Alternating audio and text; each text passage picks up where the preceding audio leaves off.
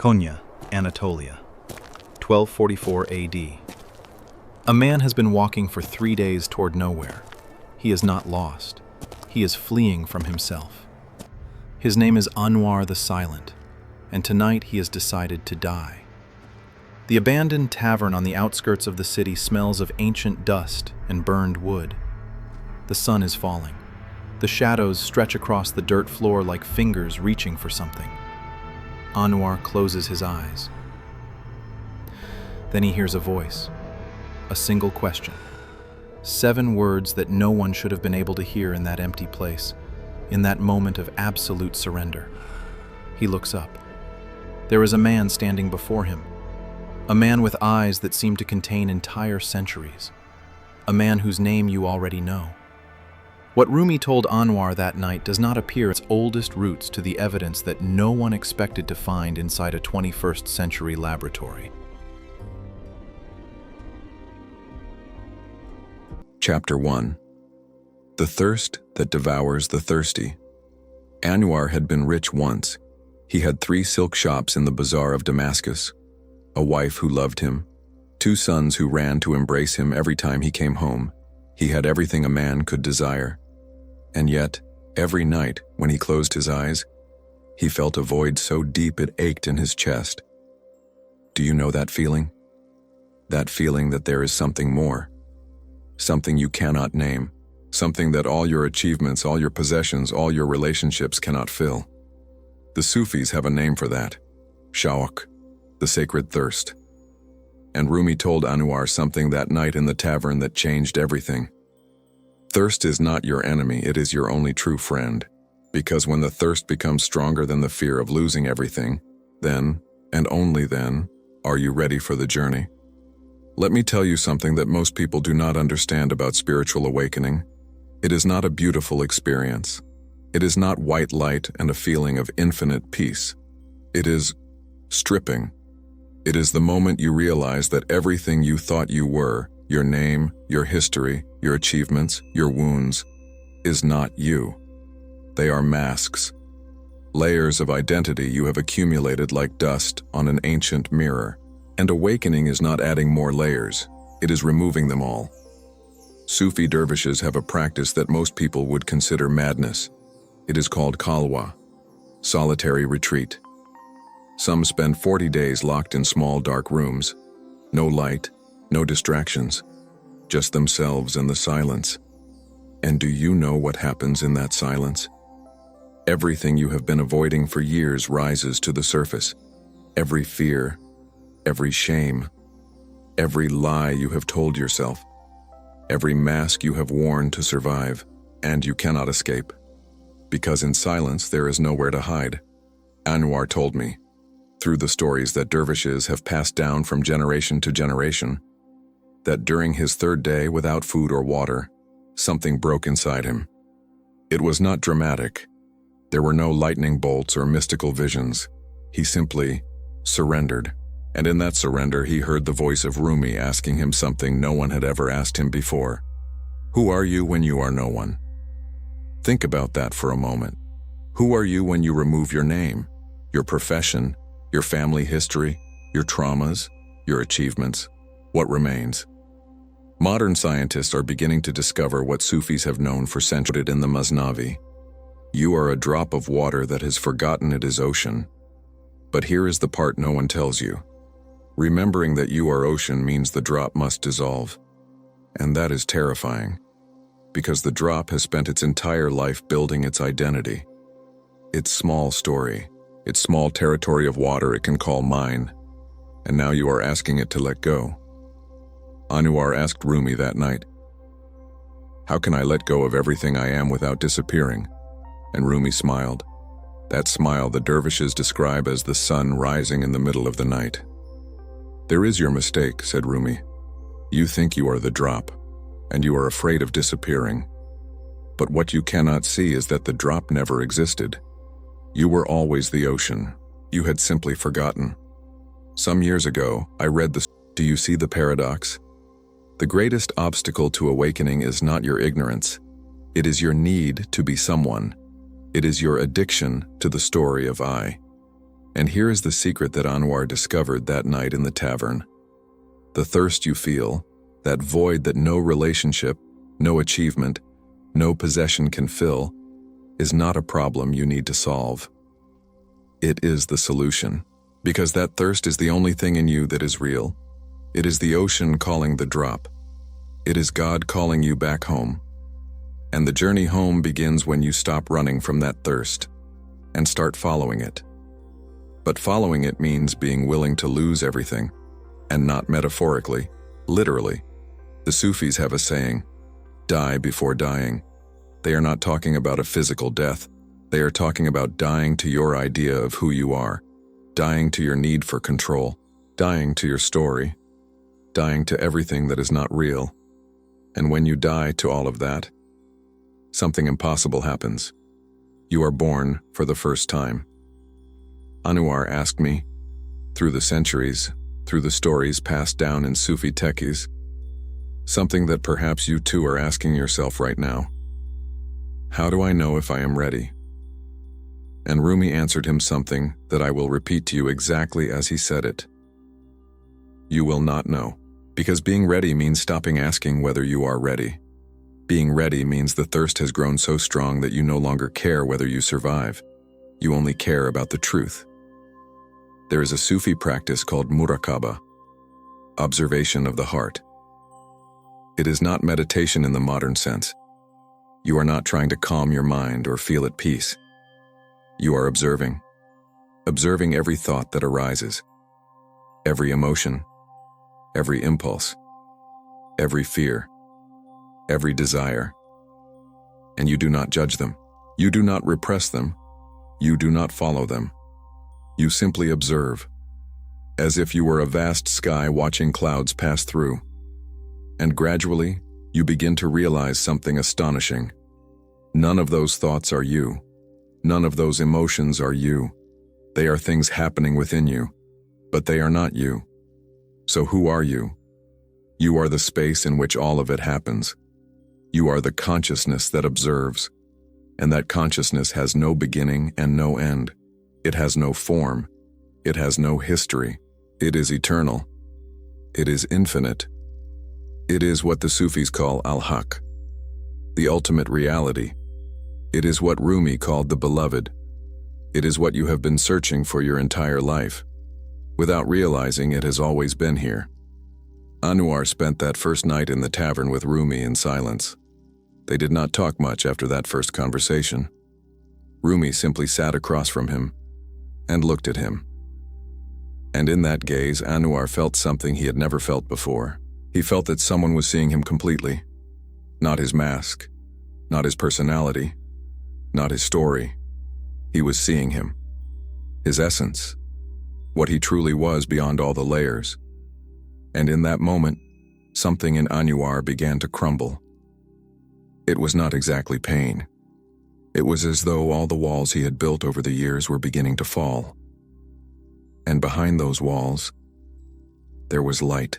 A light that had always been there, but that he had covered with so many layers of identity that he had forgotten it existed. The dervishes have a word for that moment, Baqa, blessing. But it is not a blessing that comes from outside. It is a blessing that awakens from within. When Anwar finally spoke, he could only say one thing. I have been looking in the wrong place my entire life. And Rumi answered, you were not looking in the wrong place.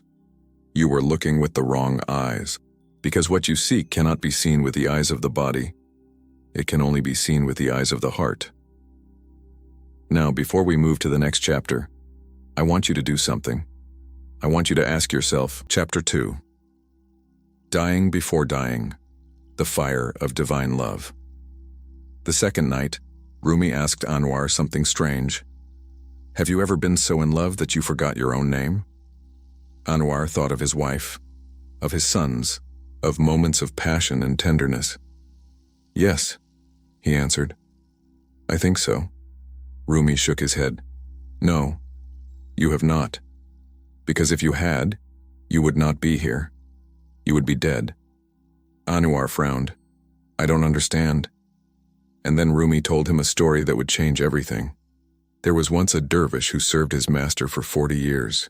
40 years cleaning his sandals, 40 years preparing his food, 40 years sleeping on the floor while his master slept in a bed. And never, not once, and did the master say, "Thank you." Not once did he say, "I am proud of you."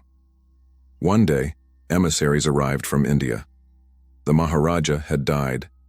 They needed a new king, and they asked the master to recommend someone. The dervish thought, "Finally, after 40 years he will recognize me." But the master looked at the dervish and said, "Go to the kitchen, stir the rice in the large pot.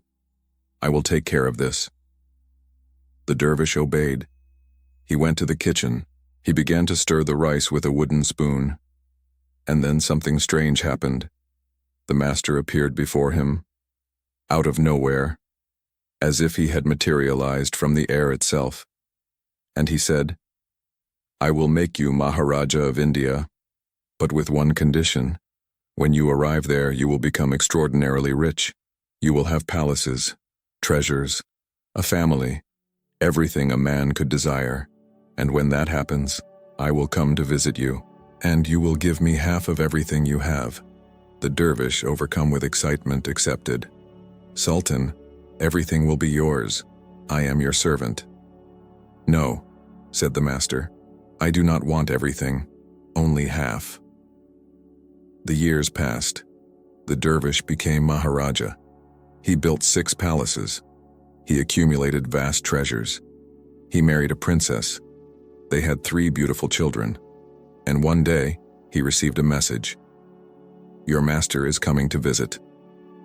The dervish, now Maharaja, felt panic.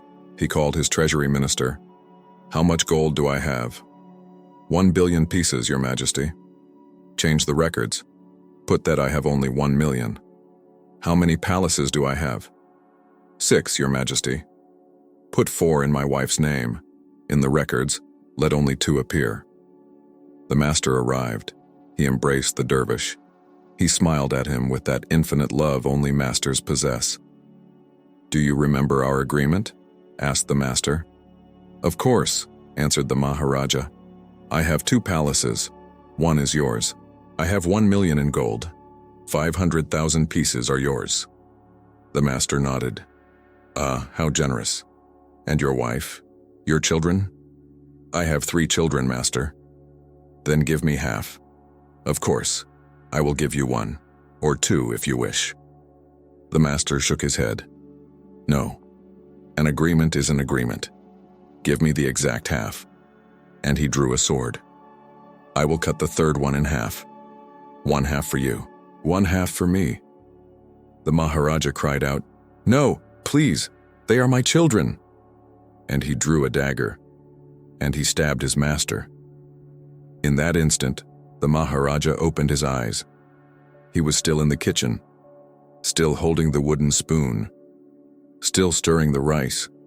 The master was before him, looking at him with those eyes that saw everything. "You see," said the master, "you are not ready to be Maharaja because you still believe something belongs to you." Anwar listened to this story with tears in his eyes. "What does it mean?" he asked. Rumi leaned forward. His voice became almost a whisper. "It means that dying before dying is not a pretty metaphor. It is literal. You must be willing to lose everything.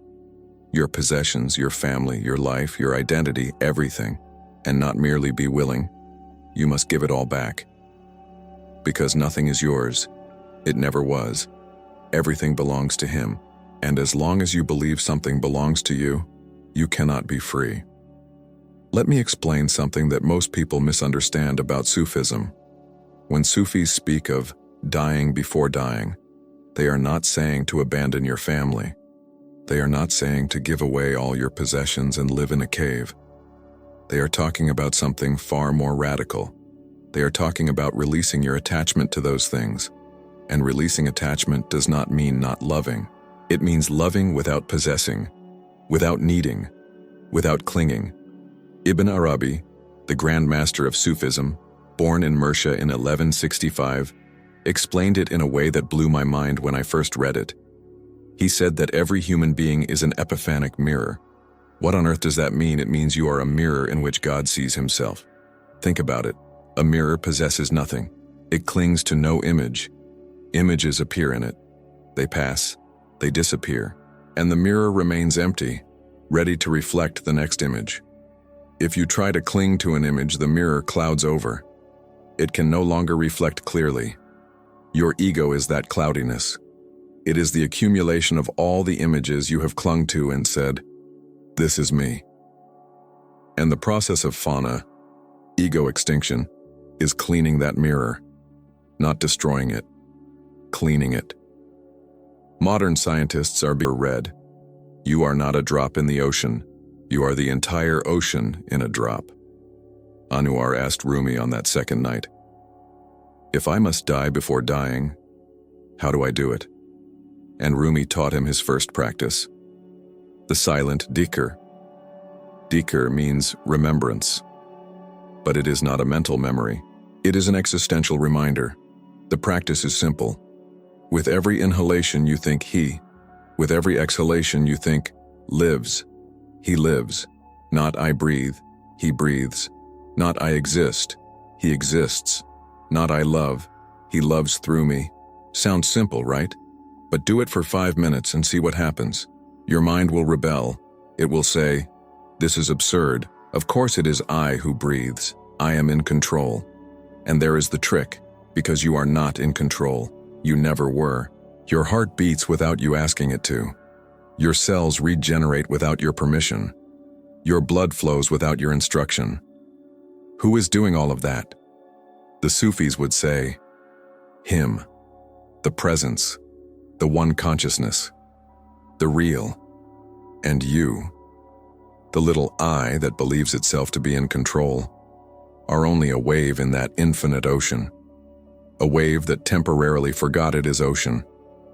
But here is the part that will blow your mind. The forgetting is intentional. God forgot being God to experience the return home. Rumi said it this way, "I forgot my way home so that I could experience the ecstasy of returning.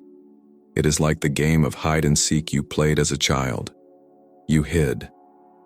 And the thrill was not in being hidden, it was in being found. God hid inside you, inside me, inside every living being. And now he is playing the game of finding himself.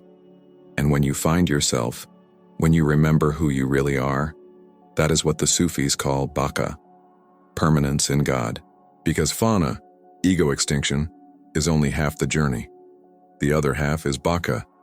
It is dying, and then being reborn as something completely new. But not new in the sense of different, new in the sense of original, primordial, what you always were before you forgot. Anwar practiced the dhikr throughout that entire night. He lives, he lives, he lives. And at some point, near dawn, something changed. It was no longer Anwar saying he lives. It was the presence saying through Anwar, I live. And for the first time in his life, Anwar understood what al-Halaj meant when he cried, Ana al-Haq. It was not arrogance. It was recognition. It was the truth recognizing itself. Rumi saw it in his eyes and smiled. Now, said Rumi, you are beginning to die. And Anwar, for the first time in his life, was not afraid, because he realized something fundamental. You cannot die if you were never born. You cannot lose what you never possessed. You cannot cease to be what you always were. The ego can die. The personality can dissolve. The story can end. But you, the consciousness that observes all of it, cannot die, because you were not born. You have always been here, and you always will be. The dervishes have a ceremony that illustrates this in the most beautiful way I have ever seen. It is called Sema, the dance of the whirling dervishes. Perhaps you have seen it. Men dressed in white spinning in endless circles, arms extended, one arm pointing to the sky, the other to the earth. But do you know what it means? It is not just a beautiful dance. It is a physical representation of Fana and Baqa. As they spin, they die to themselves.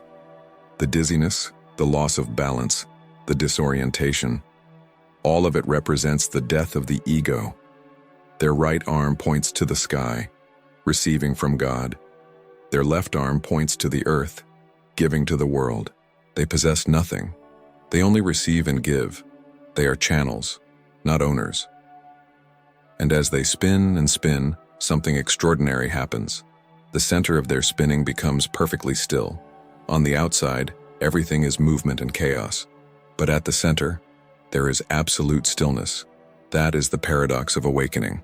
On the outside, your life continues. There is movement. There is change. There are challenges. But inside, at the center of your being, there is a stillness that never moves, a silence that is never broken, a presence that never leaves. That is what the Sufis call sukun, divine tranquility. And it is not something you achieve. It is something you discover was always there. Rumi told Anwar something that night that I want you to listen to very carefully. Divine love is not an emotion. It is not a feeling. It is a fire. And that fire burns everything that is not real. Your pride, your shame, your need to be special, your fear of being ordinary, your attachments, your aversions, everything. And when everything is burned, what remains is pure love, love that needs no object, love that seeks no reciprocity, love that simply is. Anwar wept that night, not from sadness, from relief, because for the first time in his life he gave himself permission to let go, to drop all the masks, to stop pretending, to stop fighting, to simply be. And in that being, without struggle, without pretension, without mask, he found something he had been searching for his entire life. Peace. Not the peace of everything is resolved, the peace of nothing needs to be resolved.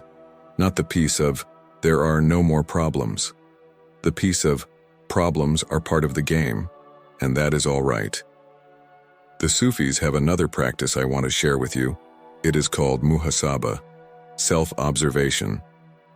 At the end of every day, you sit and observe everything that happened, but not from judgment, from neutrality. Today I got angry with my son. Not, I am a bad person because I got angry. Just, the anger appeared. Today I felt jealous of my friend.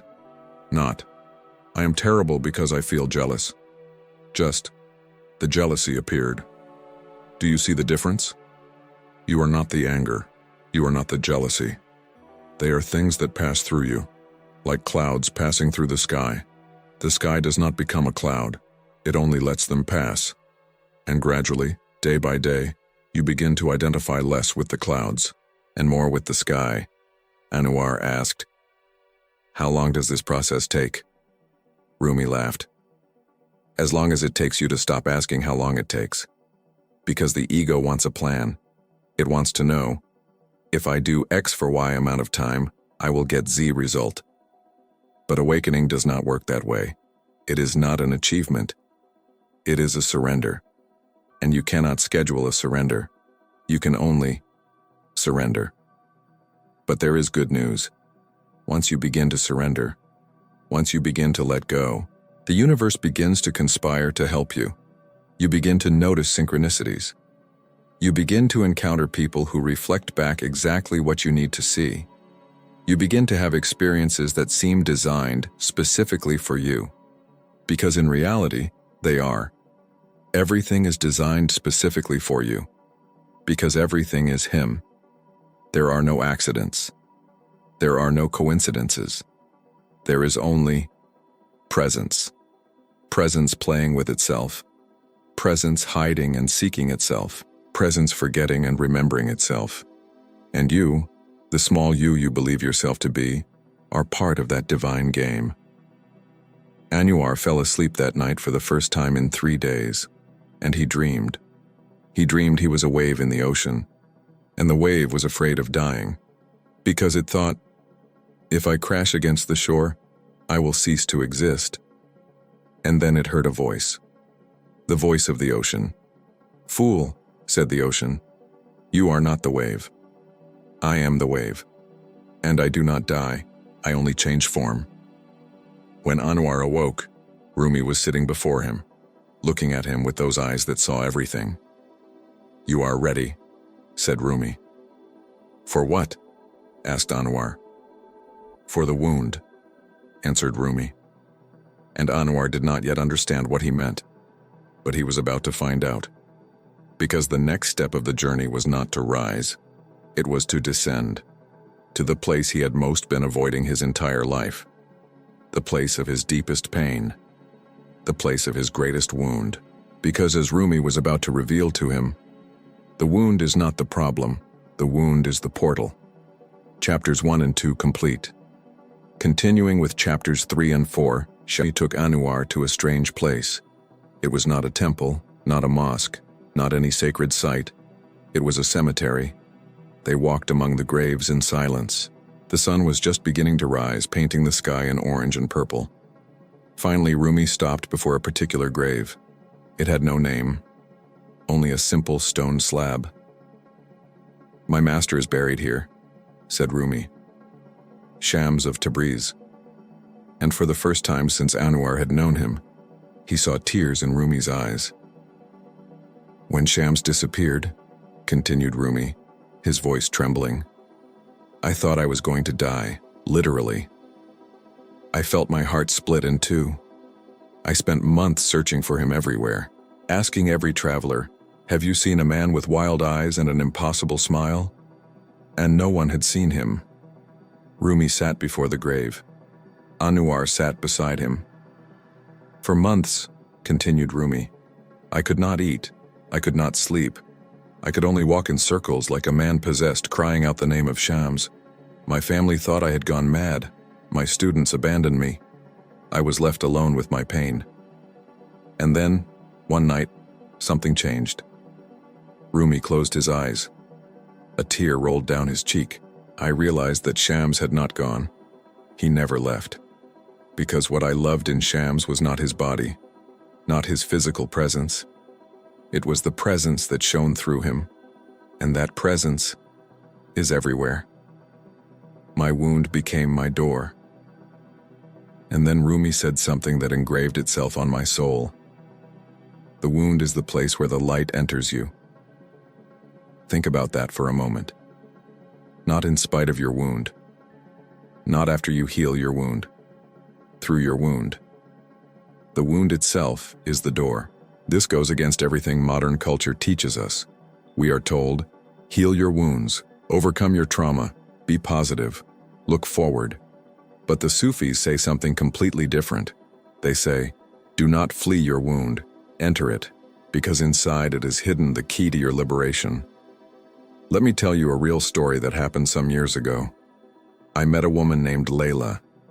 She had lost her 6-year-old son, and the Sufis have a specific practice for this.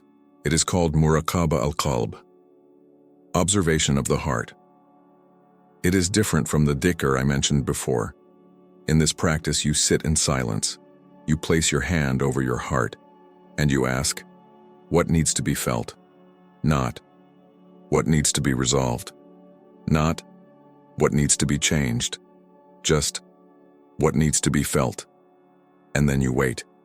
And whatever arises, pain, sadness, rage, shame, fear, you let it be. You do not judge it. You do not fix it. You do not change it. You simply feel it completely. And here is the secret no one tells you. Emotions do not destroy you when you feel them completely. They destroy you when you repress them. Because repression is like building a dam in a river.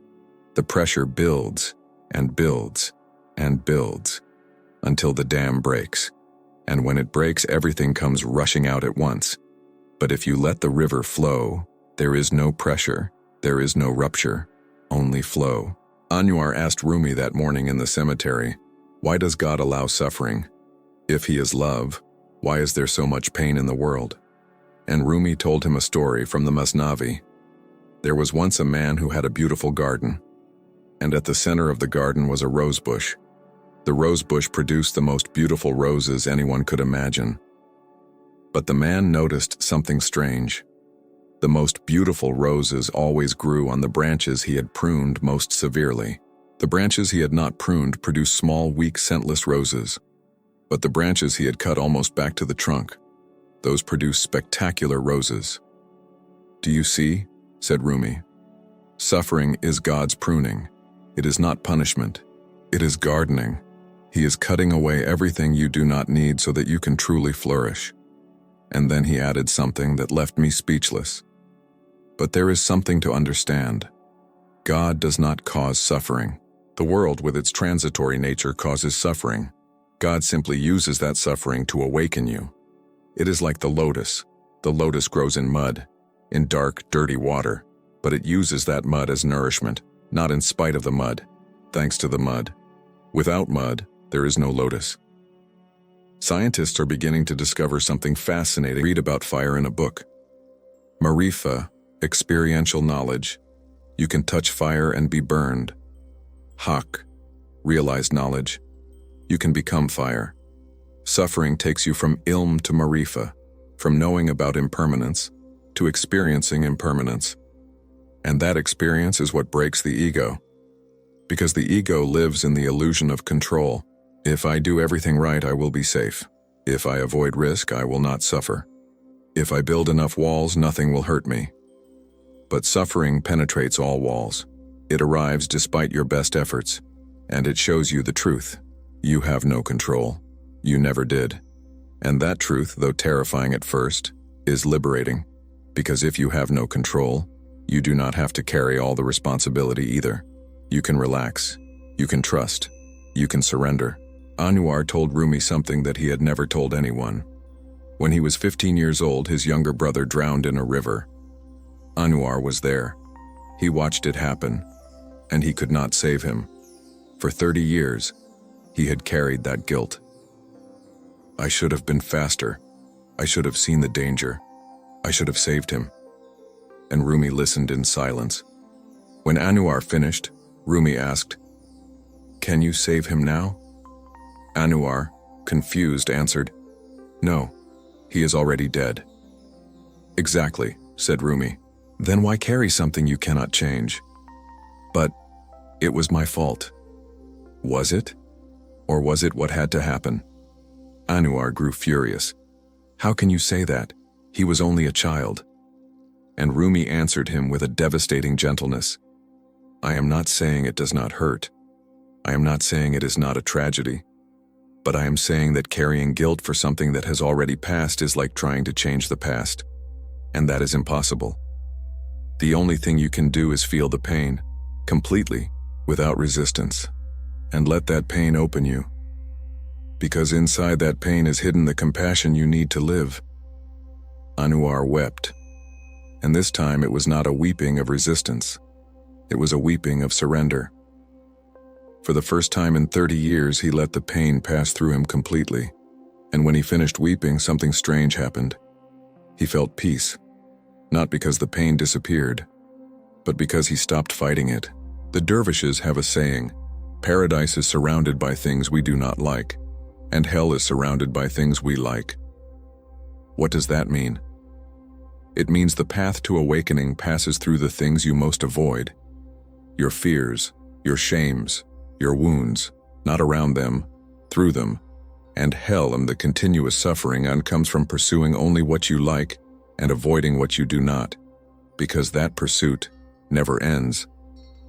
There is always something more you want. There is always something more to fear.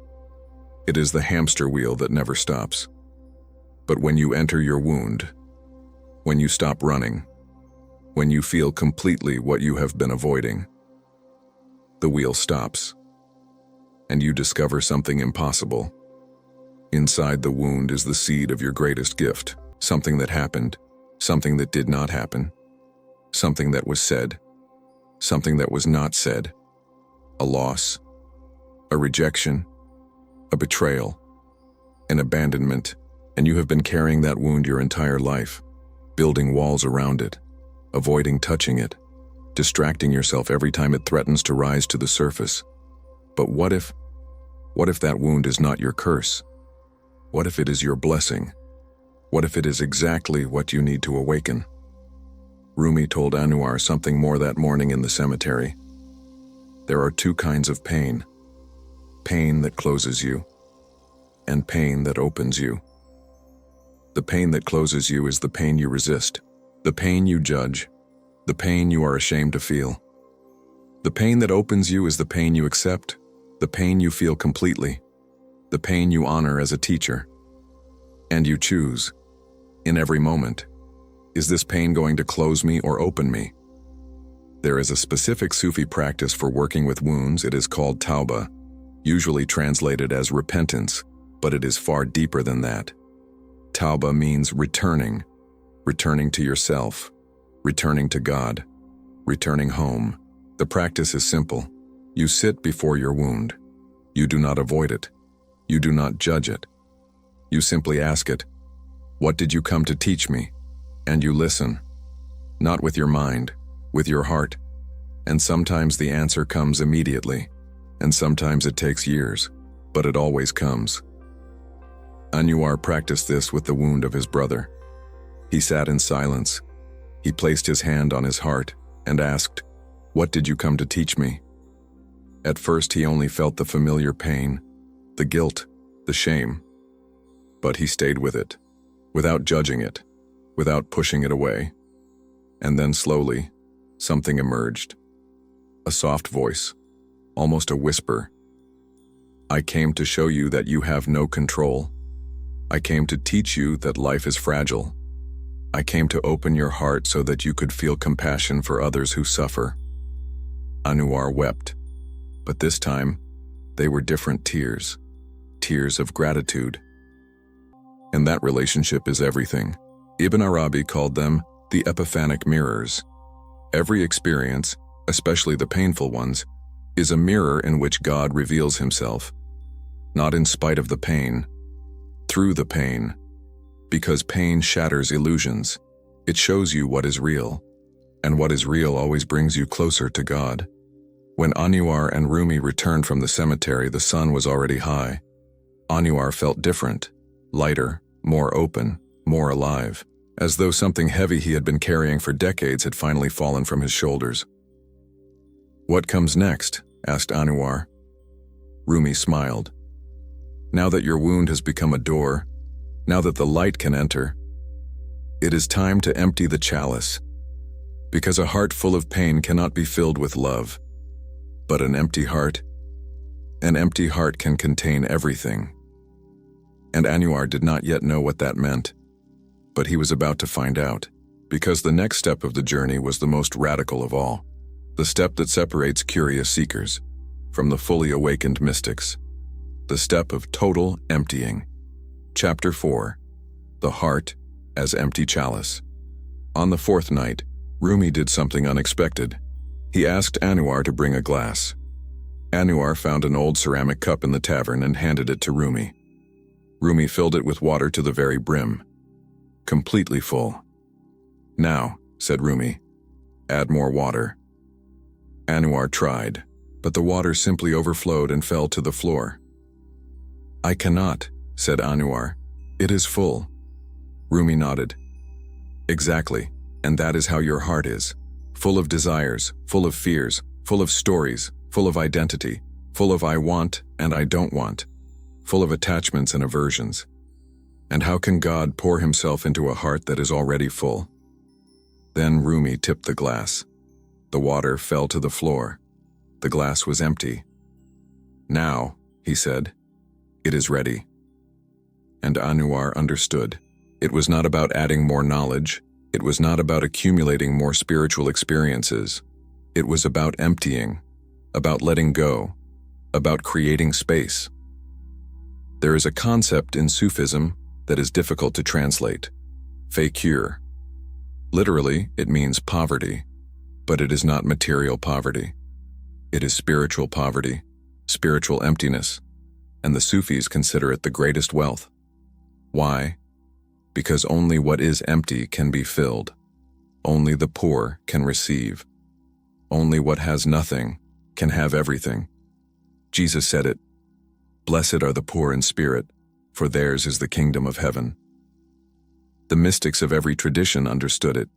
You cannot fill a cup that is already full, and your heart has been full your entire life, full of conditioning, of beliefs, of ideas about who you should be, full of comparisons, of judgments, of expectations, full of the need to be special, or at least not to be ordinary.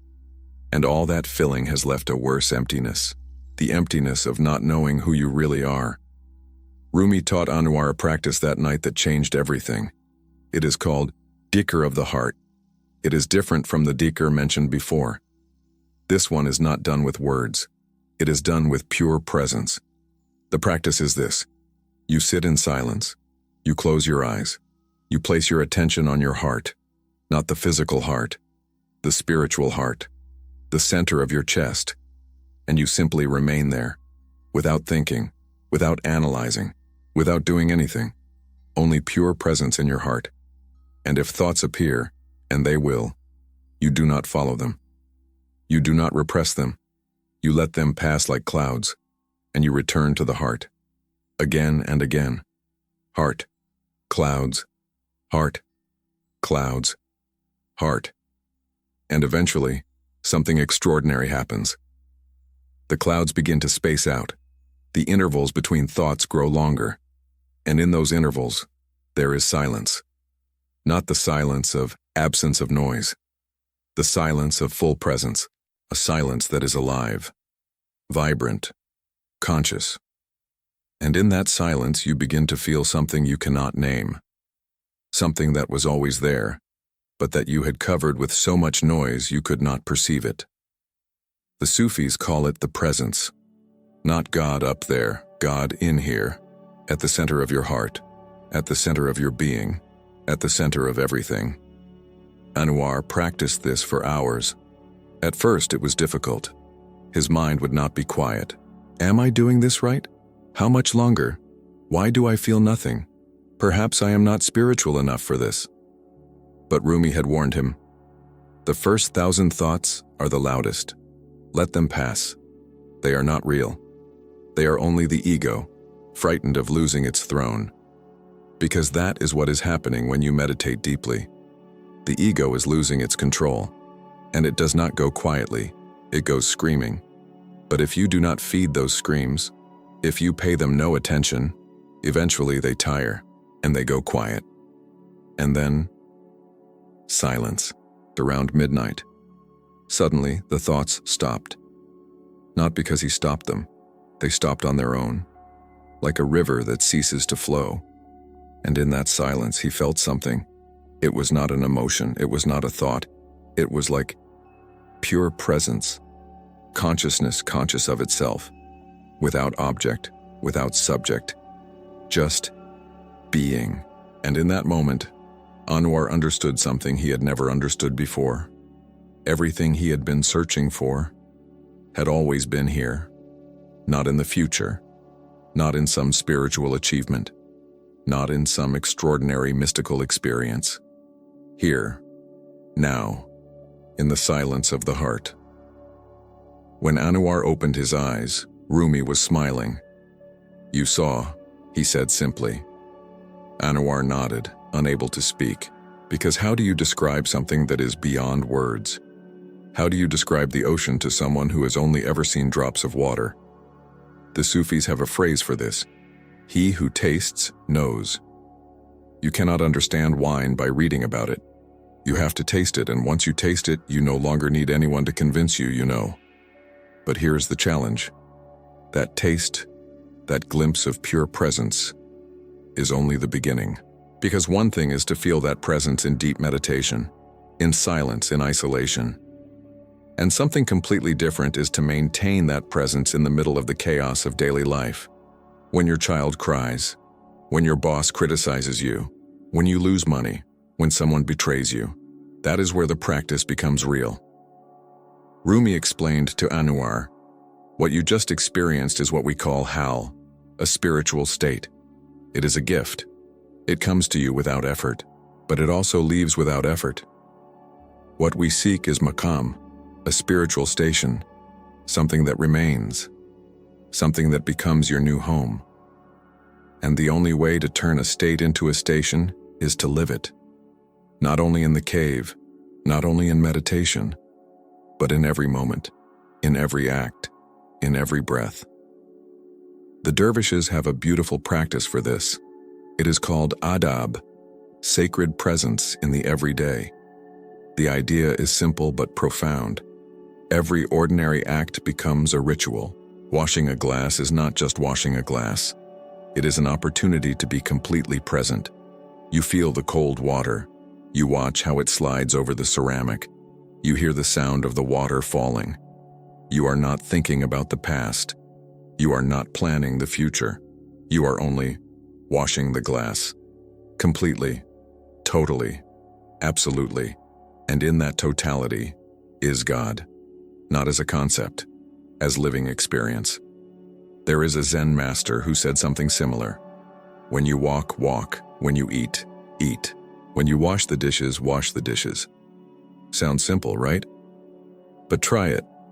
Try washing the dishes without thinking about anything else, without planning what you will do next, without mentally reviewing what happened before. Just washing the dishes.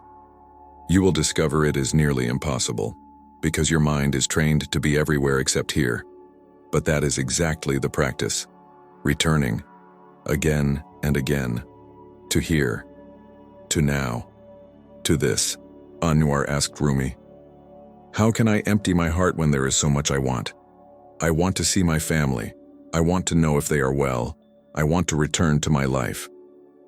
And Rumi gave him an answer that unsettled him. You do not have to stop wanting. You only have to stop needing. Wanting is natural, it is human, it is beautiful. Needing is suffering. Because when you need something, you depend on it for your peace. And that makes you its slave. Love your family, but do not need them to be a certain way in order for you to be at peace. Enjoy your possessions, but do not need to possess them in order to feel complete. Pursue your dreams, but do not need to reach them in order to feel worthy. That is the freedom we seek. This is what the Buddhists call non-attachment, what the Sufis call zuhd. It is not rejection. It is not coldness. It is not caring about anything. It is releasing the need for things to be different from how they are. It is loving without possessing. It is wanting without clinging. It is living fully without depending on anything for your peace. And that sounds impossible, right? Because your entire life you have been taught that you need things to be happy. You need success. You need approval. You need security. You need love. But the mystics discovered something radical. You need nothing. Because what you truly are, that pure presence at the center of your being, is already complete, already at peace, already full. It is only the ego that feels empty. And the ego tries to fill that emptiness with external things. But it is like trying to fill a black hole. It is never enough. There is always something more you need. But when you discover that your true nature is already complete, you can enjoy things without needing them. You can love without clinging.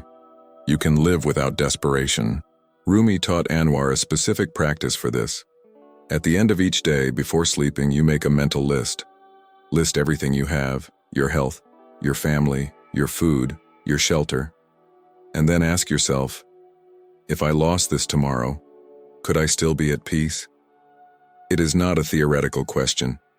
It is practical preparation. Because at some point, you will lose things. You will lose your health. You will lose loved ones. You will lose positions. You will lose capacities. That is the nature of temporary existence. Everything that arrives eventually leaves. But if your peace depends on those things, then your peace is temporary too, and you will live in constant fear of losing what you have. But if your peace is rooted in what cannot be taken away, in that eternal presence at the center of your being, then you can lose everything and still be at peace. Not because you are insensitive, but because you know who you really are. And who you really are cannot be lost. Anwar practiced this that night. He imagined losing his business, his home, his family, his life. And every time fear arose, he returned to the question, who am I beyond all of this? And every time, the answer was the same. Presence, consciousness, pure being, and that cannot die. It cannot be taken away. It is always here. The dervishes have a beautiful ritual that illustrates this, the ceremony of Sema, the dance of the whirling dervishes. Anwar had heard of it but never witnessed it, and Rumi told him, "Tomorrow I will take you to see the Sema, because what I am trying to teach you with words, they express with their bodies." The next morning, Rumi took Anwar to a tekke, a center of the Mevlevi dervishes. There were perhaps 20 men dressed in white, long flowing skirts, tall hats of brown felt. The music began, flutes, drums, voices singing praises, and then the dervishes began to spin. Slowly at first, then faster and faster, their arms extended, the right hand pointing to the sky, the left to the earth. Their skirts opened like white flowers in bloom, and they spun and spun and spun, with no apparent dizziness, without losing their balance, in perfect peace. Rumi whispered to Anwar, "Do you see their right hand? It points to the sky. They receive from God. Do you see their left hand? It points to the earth. They give to the world. They possess nothing. They only receive and give. They are pure channels of divine love. And as they spin, they die to themselves.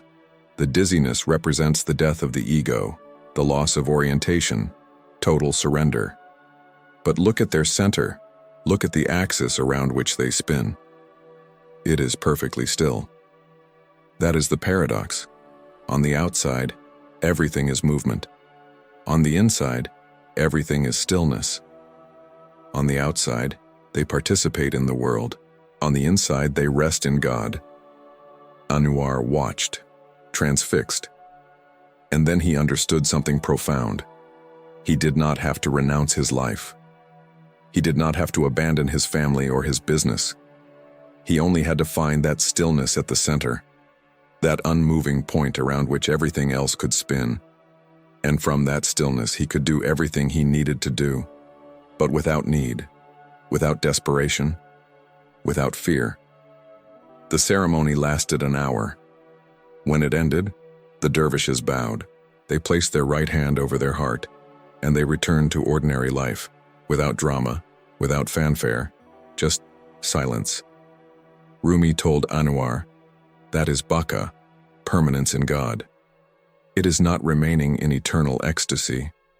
It is carrying that presence back into the world." 3 and 4 complete. Shall I continue with chapters 5, 6, and 7 plus the epilogue? Yes, please, 7:44 p.m. Chapter 5, Fana and Baqa, dying to live eternally. On the 5th night, Rumi told Anwar something unexpected. "Tomorrow you leave." Anwar felt panic. "Already? But I am only just beginning to understand." Rumi smiled. "Exactly. If you stay, you will begin to depend on me. And the true master does not create dependence, he creates freedom. You have had a glimpse of Fana, ego extinction. You have felt the presence. You have begun to empty the chalice. But Fana is not the end of the journey. It is only half. The other half is Baqa, permanence, living from that awakened place in the middle of ordinary life. And that you cannot learn here with me. You can only learn it in your life." Anwar realized that Rumi was right. He had come seeking to die. And in a certain sense, he had died. The Anwar who had arrived 5 days ago, full of guilt, confusion, desperation, no longer existed.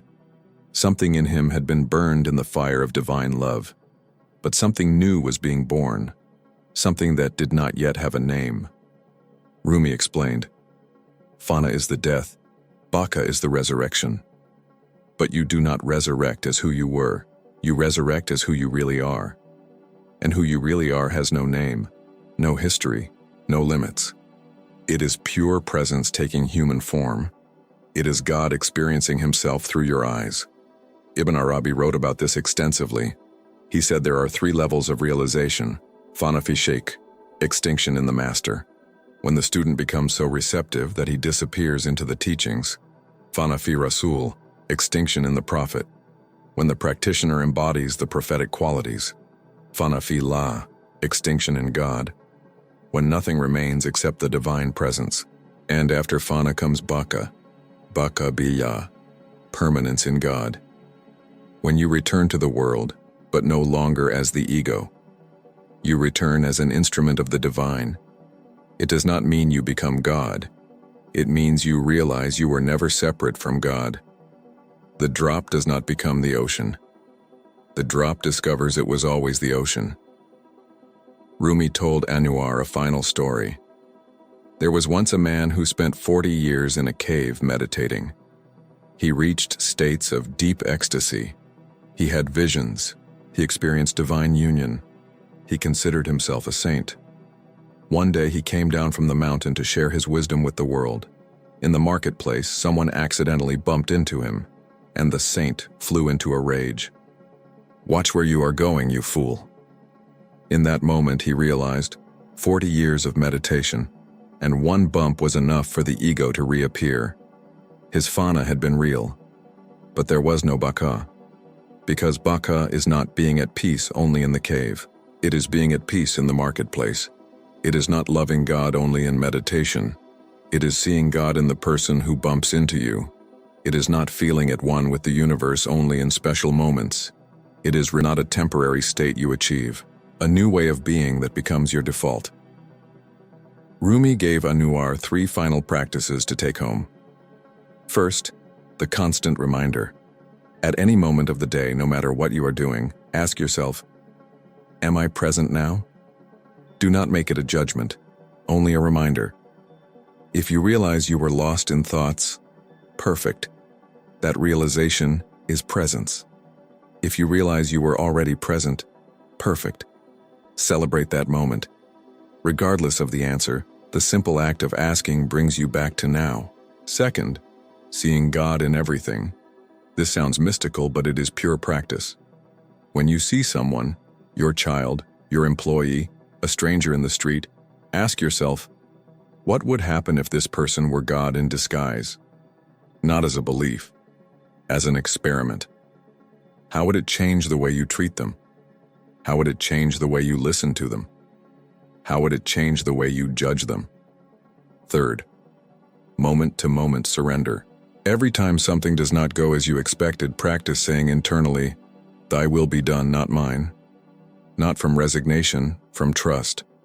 Trust that there is a greater intelligence at work. Trust that even what seems bad may be part of a larger pattern you cannot see. Anwar listened to these practices with an open heart. He knew the difficult part was only just beginning, because it is easy to feel awakened with Rumi. The difficult part is maintaining it when you return to your ordinary life, when your children are screaming, when your business is losing money, when your body hurts, when someone betrays you. That is where the practice becomes real. Rumi gave him a final embrace. "One last thing," he said. "People will ask you what happened, where you were, what you found. And you will feel the temptation to explain it to them, to become a teacher, to save them.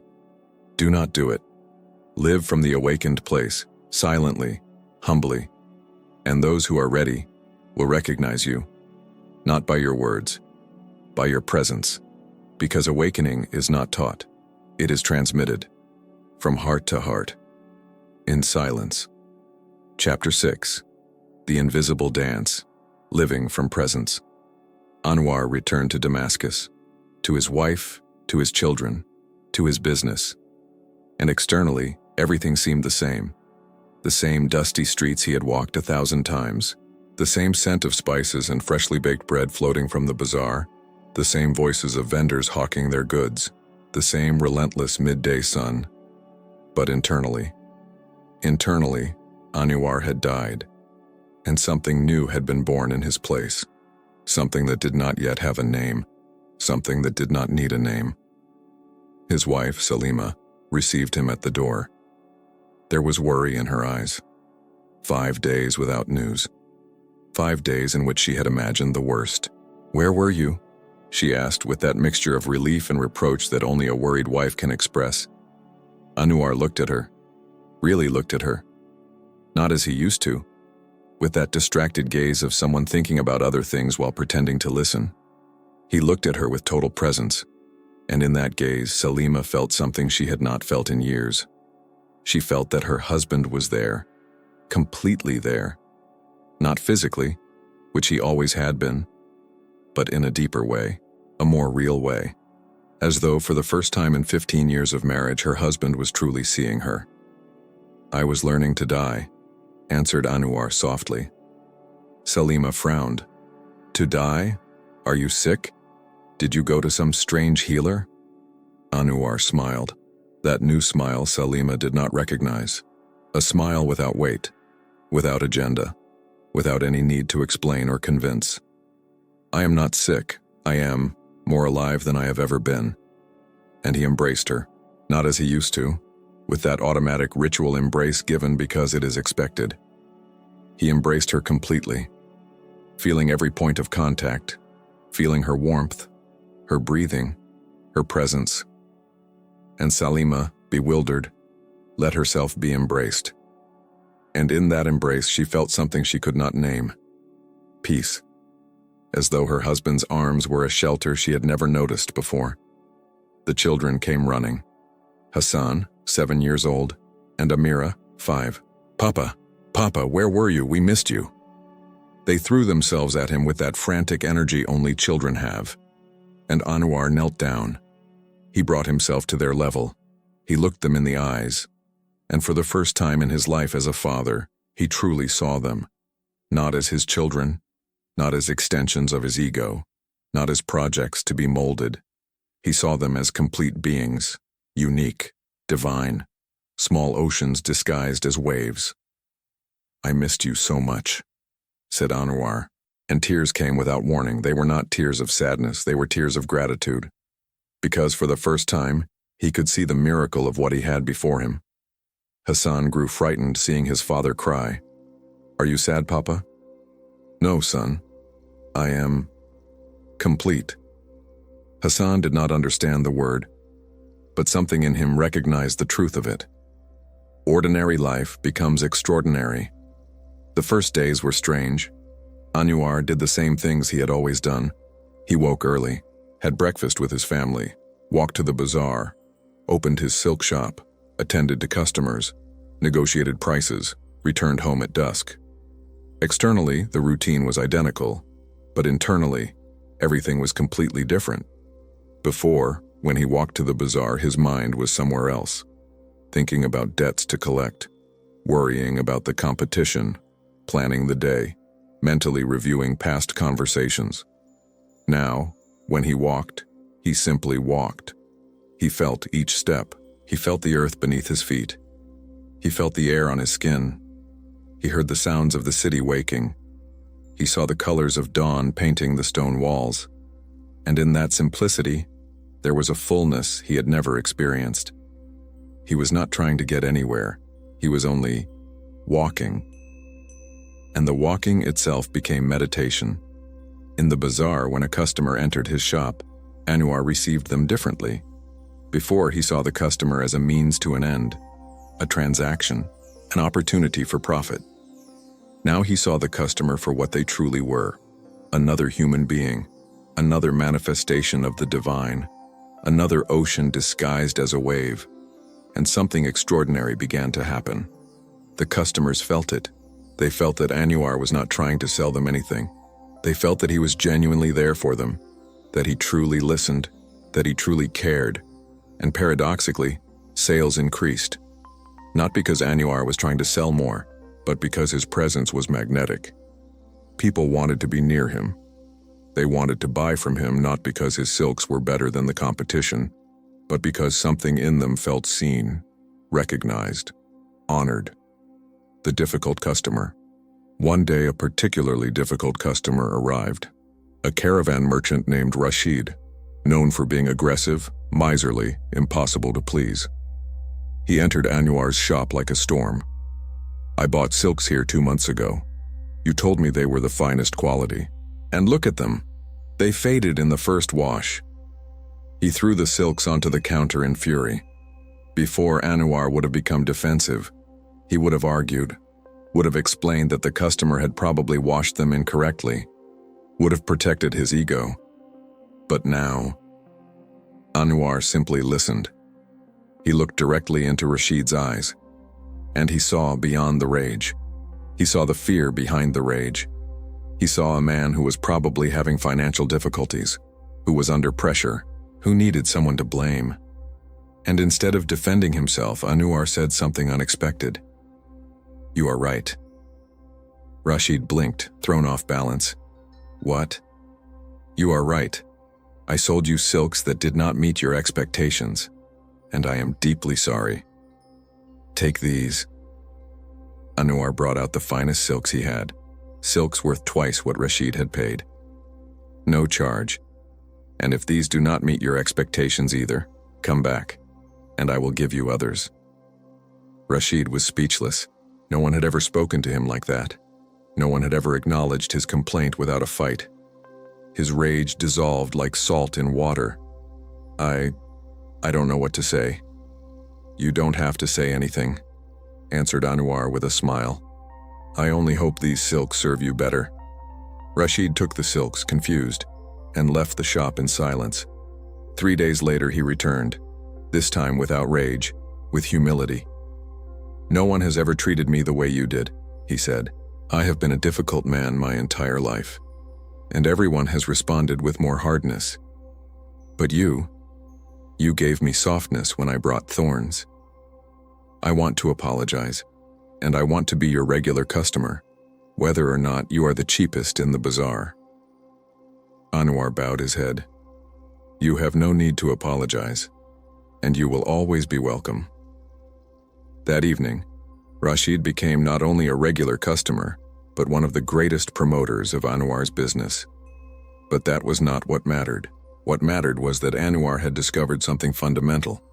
When you stop defending yourself, people stop attacking you. When you stop needing to be right, being right stops mattering. When you stop protecting your ego, the ego stops needing protection. Patterns in the new life. The weeks passed, and Anwar began to notice patterns in his new way of living. Patterns he had never seen before because he was too lost in his mind. He noticed, for example, that every time he felt irritated or frustrated, it was because he was resisting what is. His son spilled milk on the rug. Before, "Hassan, be more careful. How many times do I have to tell you?" Now, a pause, a breath, a recognition. The milk is already spilled. Irritation will not clean it up. It will only create additional suffering. And from that space of acceptance, he cleaned the milk, without drama, without resentment, without creating a mental story about "my son is careless and that makes me a bad father." Just cleaned the milk.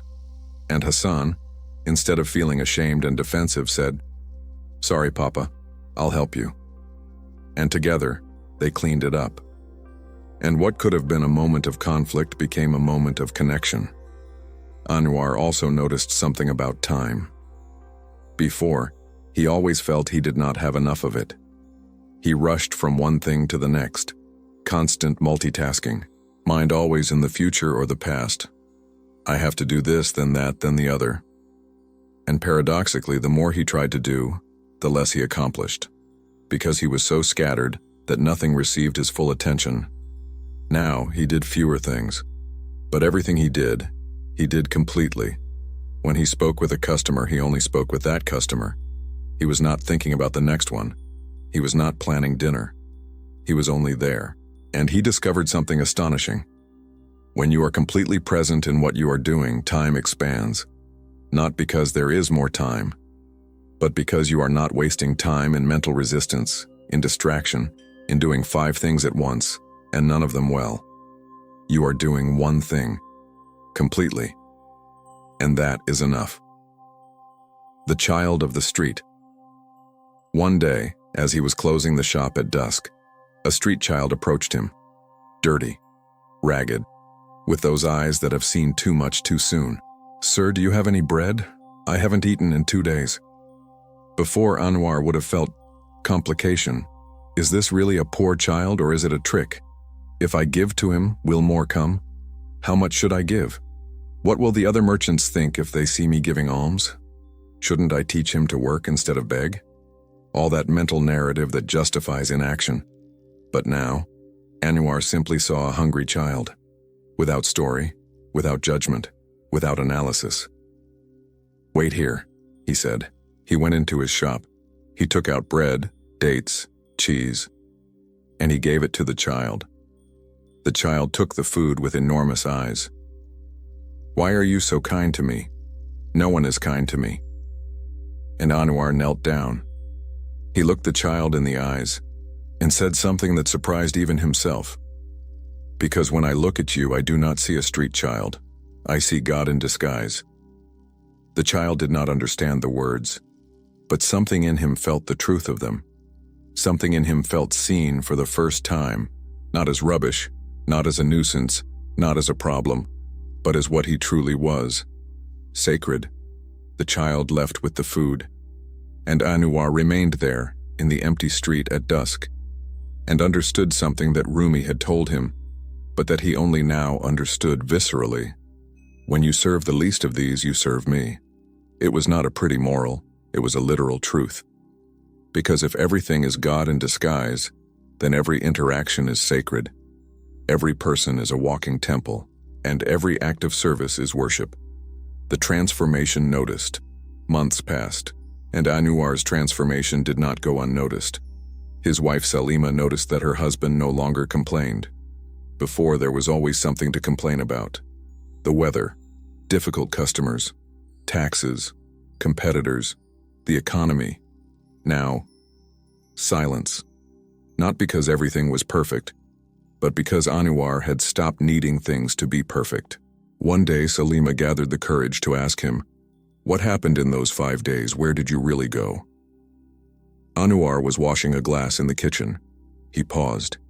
He paid attention to the water running over his hands, the sound, the temperature, and then he answered, "I went to the place where stories die." Salima frowned. "I don't understand." "Neither did I," said Anwar. "But now I know this. Your whole life you have been living a story. The story of I, of who you are, of what you need, of what you lack. And that story creates suffering. Because the story is never satisfied. It always needs more. It always has problems to solve. It is always incomplete. But when the story dies, what remains is only life, without narrative, without interpretation, just this." He held up the clean glass. Just a glass, just water, just this moment. And in that simplicity, there is fullness. Salima looked at him for a long while. "I think you have gone mad," she said finally. But there was a smile on her lips, because even though she did not understand the words, she could feel the change. And that change was beautiful. The public humiliation. One afternoon, while Anwar was in the bazaar, he saw something that broke his heart. An older man, probably 60 years old, was being publicly humiliated by a young merchant. "You have owed me money for 3 months. Pay, or I will report you to the authorities." The older man was trembling. "Please. My wife is ill. All my savings have gone to doctors. Give me 1 more month. I swear I will pay you." "Liar. That is what you said last month. Pay now or I will fetch the guards." A small crowd had gathered. Some laughed.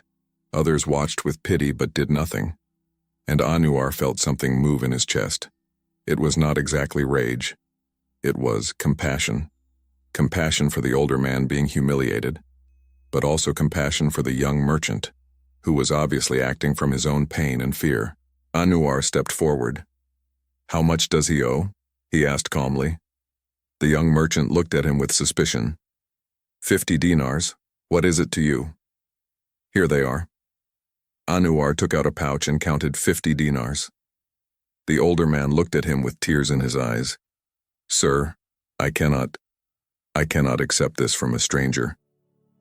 "I am not a stranger," said Anwar softly. "We are family, all of us are." The young merchant took the money, still suspicious. "Why are you doing this? What do you gain?" Anwar looked at him with those eyes that now saw beyond the masks. "Nothing, and everything." And he left. The crowd dispersed, murmuring. Some thought Anwar was a fool, others that he was a saint. Anwar was neither. He was simply someone who had understood something simple. Everything you give to yourself. Everything you withhold from yourself. Because there is no other. There is only one pretending to be many. The lesson for Hassan. That night when Anwar returned home, his son Hassan asked him, "Papa, why did you help that man in the bazaar? Mama says we will have less money now." Anwar sat beside his son. "Hassan, let me tell you a story." And he told him about a man who once had a jug of water. It was all he had. And he was thirsty, but on the road, he found someone dying of thirst. And the man had to decide, do I drink and survive? Or do I give him the water and die of thirst? "What do you think he did?" asked Anwar. Hassan thought, "I don't know. It's very hard." "He gave the water," continued Anwar, "and as he poured it, something miraculous happened. The jug never emptied. The more he gave, the more water appeared." "Is that real, Papa? Or is it just a story?" Anwar smiled. "It is more real than real, because what the story teaches us is this. When you give from the heart, from true generosity, you never run empty. Somehow, mysteriously, there is always enough." Hassan did not fully understand, but he kept those words in his heart. And years later, when he was an adult, he would remember them and live them. People seeking water. The months turned into a year, and people began to seek him out. How did they know? Anwar never announced himself. He never said, "I am a teacher" or "I have special wisdom." But there was something in him, a stillness, a peace, a presence that needed no words. And people who are truly thirsty can smell water from miles away. First came Yusuf, a young merchant with chronic anxiety. "I cannot sleep," he confessed. "My mind never quiets. I am always worried. About the business, about the future, about everything." Anwar gave him no advice. He did not say, "Stop worrying or everything will be fine." He only said, "Sit with me." And they sat in silence, for a full hour, just sitting, breathing. At first Yusuf was uncomfortable. "Is this all? Just sitting?" "Just sitting," confirmed Anwar. And gradually, as the minutes passed, something in Yusuf began to settle, like silt in agitated water slowly sinking to the bottom. And for the first time in months, he felt something resembling peace. Not because his problems had disappeared, but because for a moment he stopped being at war with them. When the hour ended, Yusuf opened his eyes. "I don't know what happened, but I feel different." "You touched the silence," said Anwar. "The silence that is always beneath the noise. Your mind may be noisy, but the silence is always there, waiting. How do I access that silence when I am alone? The same way. You sit, you breathe, and you return again and again. At first it will be difficult. Your mind will rebel, but if you persist, the silence wins." Yusuf returned every week for 6 months, and slowly his anxiety diminished, not because he learned special techniques, but because he learned to rest in the silence. Zahra and grief. Then came Zahra, a middle-aged woman who had just lost her mother. "I cannot stop crying," she said. "A month has passed and the pain does not diminish. People tell me I must be strong, that I must move forward, but I cannot." Anwar looked at her with deep compassion. "Who said you must stop crying?" Zahra blinked, confused. "Everyone. My family, my friends, the imam. They say it is wrong to be sad for so long." "And what do you feel?"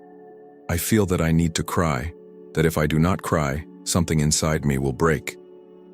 "Then cry," said Anwar simply. "What?" "Cry, here, now, without shame, without judgment. Let it all come out." And Zahra, surprised by the permission, began to weep. Not the repressed, ashamed weeping she had been doing in private, but a deep, guttural, total weeping. She wept for her mother.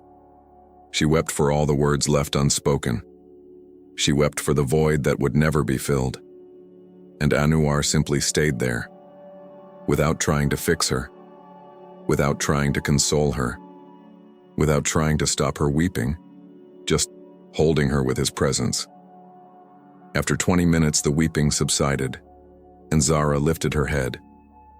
"Thank you," she whispered. "For what?" "For not telling me to stop, for letting me feel." "Pain does not need to be fixed," said Anwar.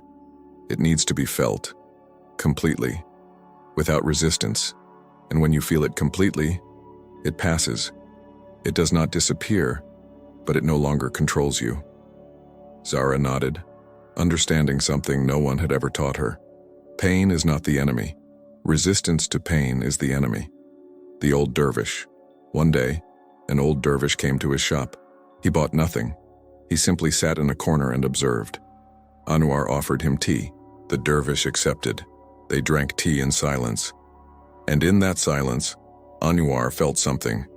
A transmission, a recognition. The dervish knew. He knew that Anwar had passed through the fire. He knew that something in him had died. He knew that something new had been born. When the dervish left, he said only one thing: "Keep remembering." And Anwar understood. That was the work.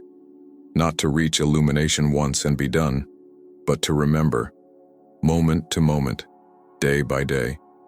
Because forgetting is easy. Life pulls you along, habits return, the ego rebuilds itself. But every time you remember, every time you return to the center, that is awakening, not as a single event, as a continuous practice. The Sufis have a saying, "The dervish's work never ends." Because the ego is like a weed, you can pull it out. But if you do not watch, it grows back. So you watch, not from tension, from loving attention, like a gardener tending his garden. Daily practices. Anwar developed his own practices. Every morning, before his family woke, he sat in silence for an hour. He was not meditating in the formal sense. He was simply being, present with himself, present with the presence. And from that place of stillness, he faced the day. Every night, before sleeping, he reviewed the day, not from judgment, from observation. When was I present today? When did I get lost in my mind? What triggered me? What can I learn? And also something Rumi had taught him.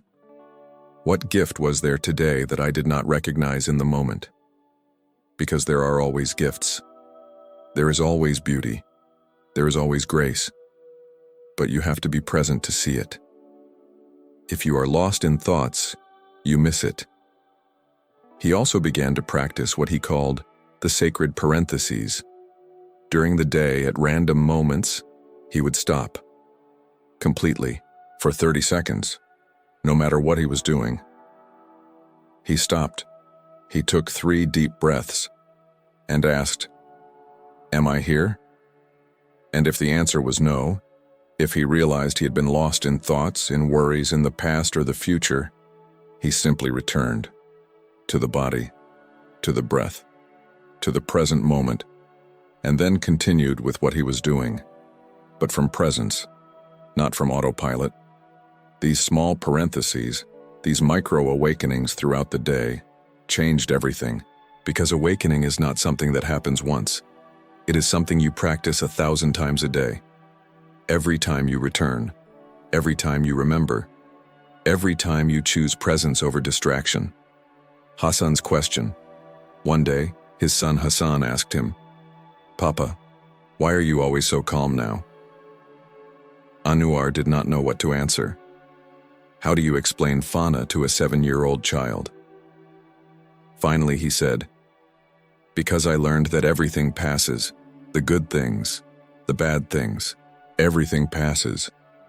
So why worry so much?" Hassan reflected on this and then said, "I want to be like you when I grow up."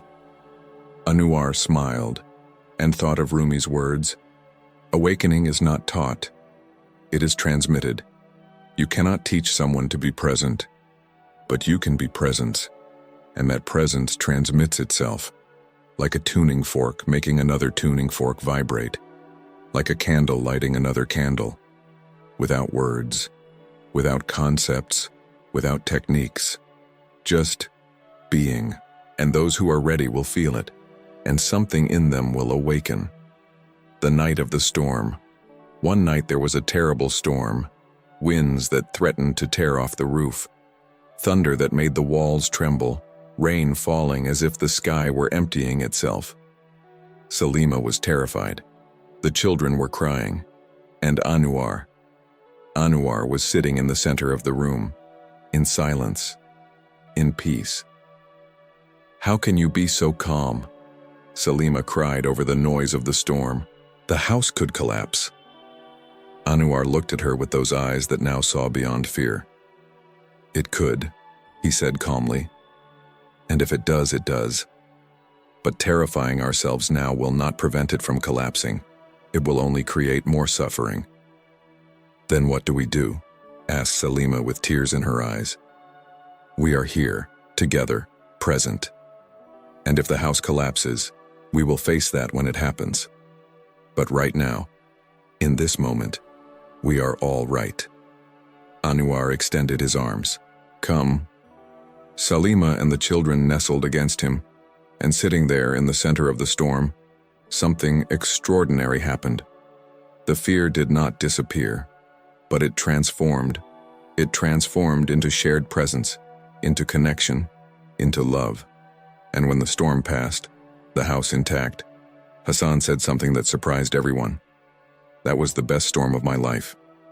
Because for the first time, instead of being terrified and alone in his room, he had been present, connected, held, and that changed everything. The envious merchant. Not everyone appreciated the change in Anwar. There was a neighboring merchant, Farid, who sold similar silks, and he was furious. Before, he and Anwar had competed on equal terms, but now customers preferred Anwar, and Farid felt it as a personal betrayal. One day he confronted Anwar in the bazaar. "What tricks are you using? Do you give them secret prices? Do you promise them something you don't deliver?"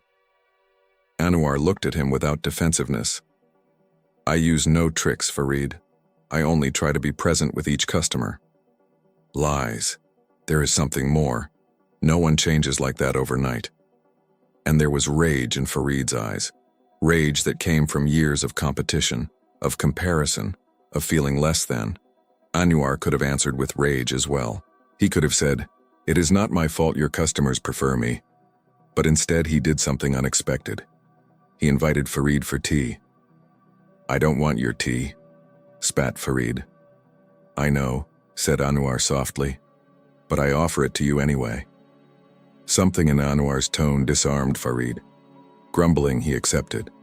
They sat in Anwar's shop, at first in uncomfortable silence, and then Anwar asked, "How is your family, Farid?" It was a simple question, courteous, but no one had asked Farid about his family in months, and something in him broke.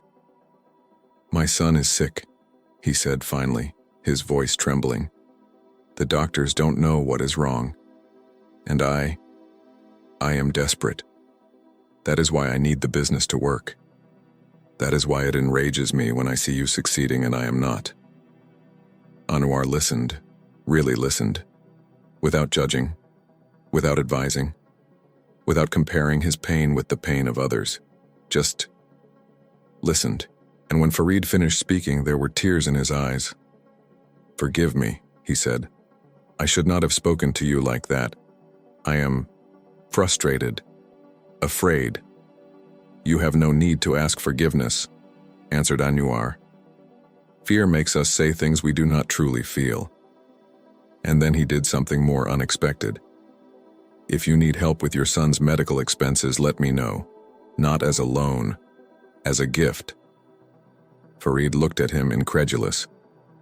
"Why would you do that? We are competitors." Anwar smiled. "We are not competitors. We are two fathers trying to take care of our families. And if I can help, I want to. Farid left that afternoon in silence. And although he did not accept the money, his pride would not allow it. Something changed between them. The enmity dissolved, and in its place remained something resembling respect, perhaps even friendship. The financial crisis.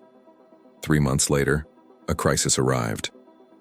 A caravan transporting Anwar's most expensive silks was robbed. Total loss, more than 1,000 dinars, enough to ruin the business. Anwar received the news at midday. The messenger was trembling as he delivered it, expecting an explosion of rage, but Anwar simply nodded. "Thank you for informing me." The messenger blinked. "That is all? Are you not furious?" "What for?" asked Anwar calmly. "Rage will not recover the silks." That night, Salima was devastated. "What are we going to do? That was all our capital. We are ruined." And Anwar held her while she wept. He did not try to minimize the situation. He did not say everything will be fine as an empty comfort. He was simply present with her pain. And when she finally calmed, Anwar said something that bewildered her. "I am curious to see what comes next." Curious. Salima looked at him as though he had lost his mind. "We are ruined, and you are curious." "Yes," said Anwar, "because I have learned that every crisis is also a door. I do not know what is behind this door, but I trust that something is there." Salima did not understand. But in the days that followed, she witnessed something astonishing.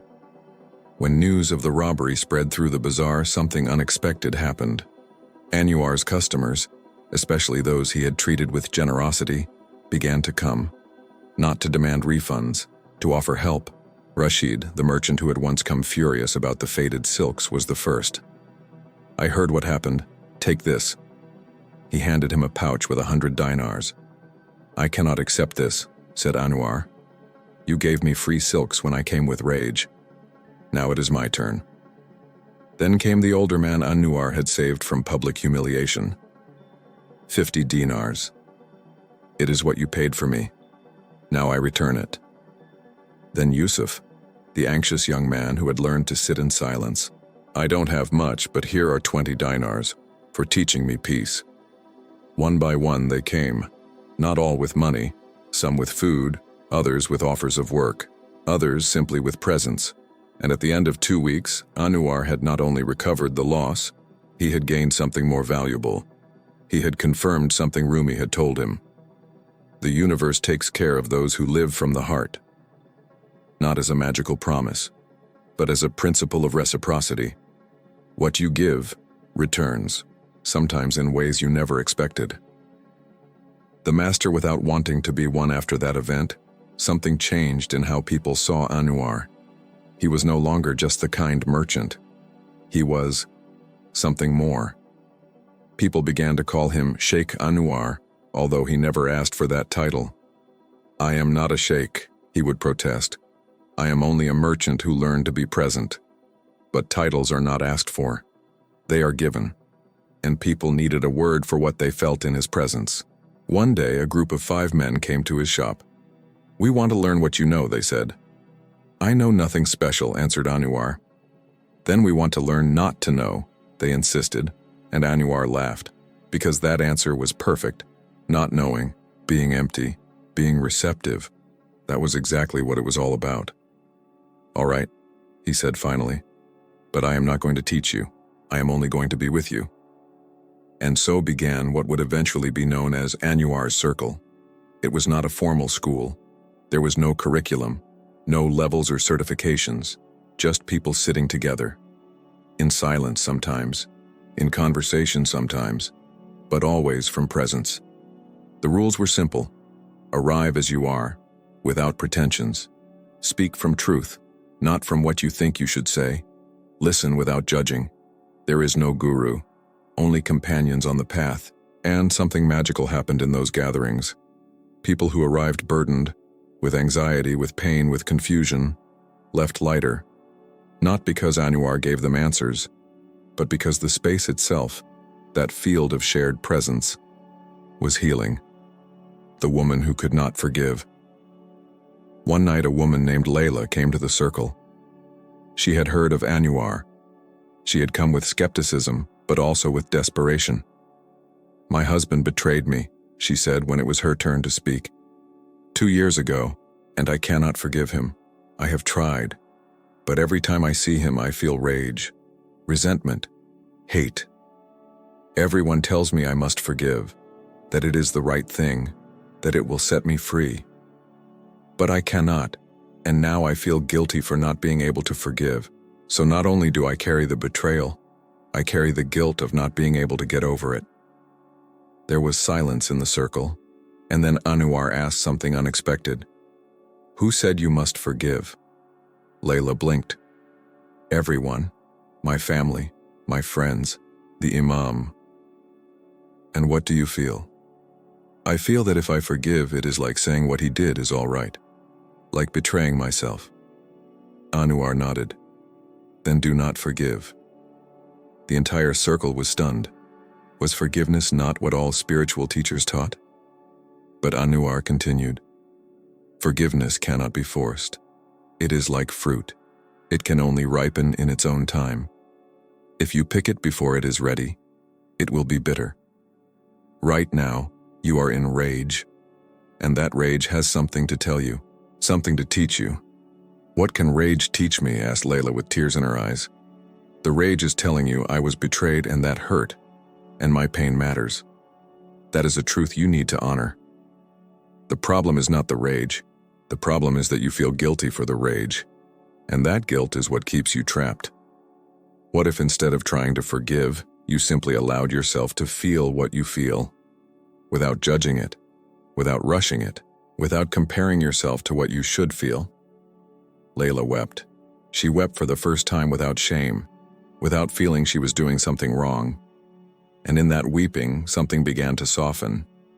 It was not forgiveness yet, but it was the beginning of forgiveness, because true forgiveness does not come from obligation. It comes from the complete integration of pain, and only when you have felt the pain completely can you release it. 6 months later, Layla returned to the circle. "I forgave him," she said simply. "Not because I should, but because one day I woke up and the rage had disappeared, like snow melting in the sun. And now I can see him without hatred, without resentment, only with neutrality. We are not friends. We probably never will be. But I no longer wish him ill. And that is enough." The circle nodded in silence, because everyone understood something. Healing cannot be rushed. It can only be accompanied. The question of death. One night, someone in the circle asked, "Anwar, are you afraid of death?" Anwar reflected. "Before, yes, very much. Every time I thought about death, I felt panic, because I thought, when I die, I will disappear. Everything I am will be lost. And now? Now I know that what I thought was I was only a temporary story, a character I was playing. But what I truly am, that cannot die." "I don't understand," said the man who had asked. Anwar pointed to a lit candle at the center of the circle. "Look at that candle. The flame dances, it changes. Eventually it will go out. But where does the fire go when it goes out?" "Nowhere," answered someone. "It simply ceases to be." "Exactly," said Anwar. "The specific flame ceases to be. But fire itself, the principle of fire, does not disappear. It only changes form. The same with consciousness. This specific Anwar will die. This body, this personality, these memories, all of that will end. But the consciousness that animates this body, that does not end. Because it never began. It always was. It always will be." "That is very abstract," said another member of the circle.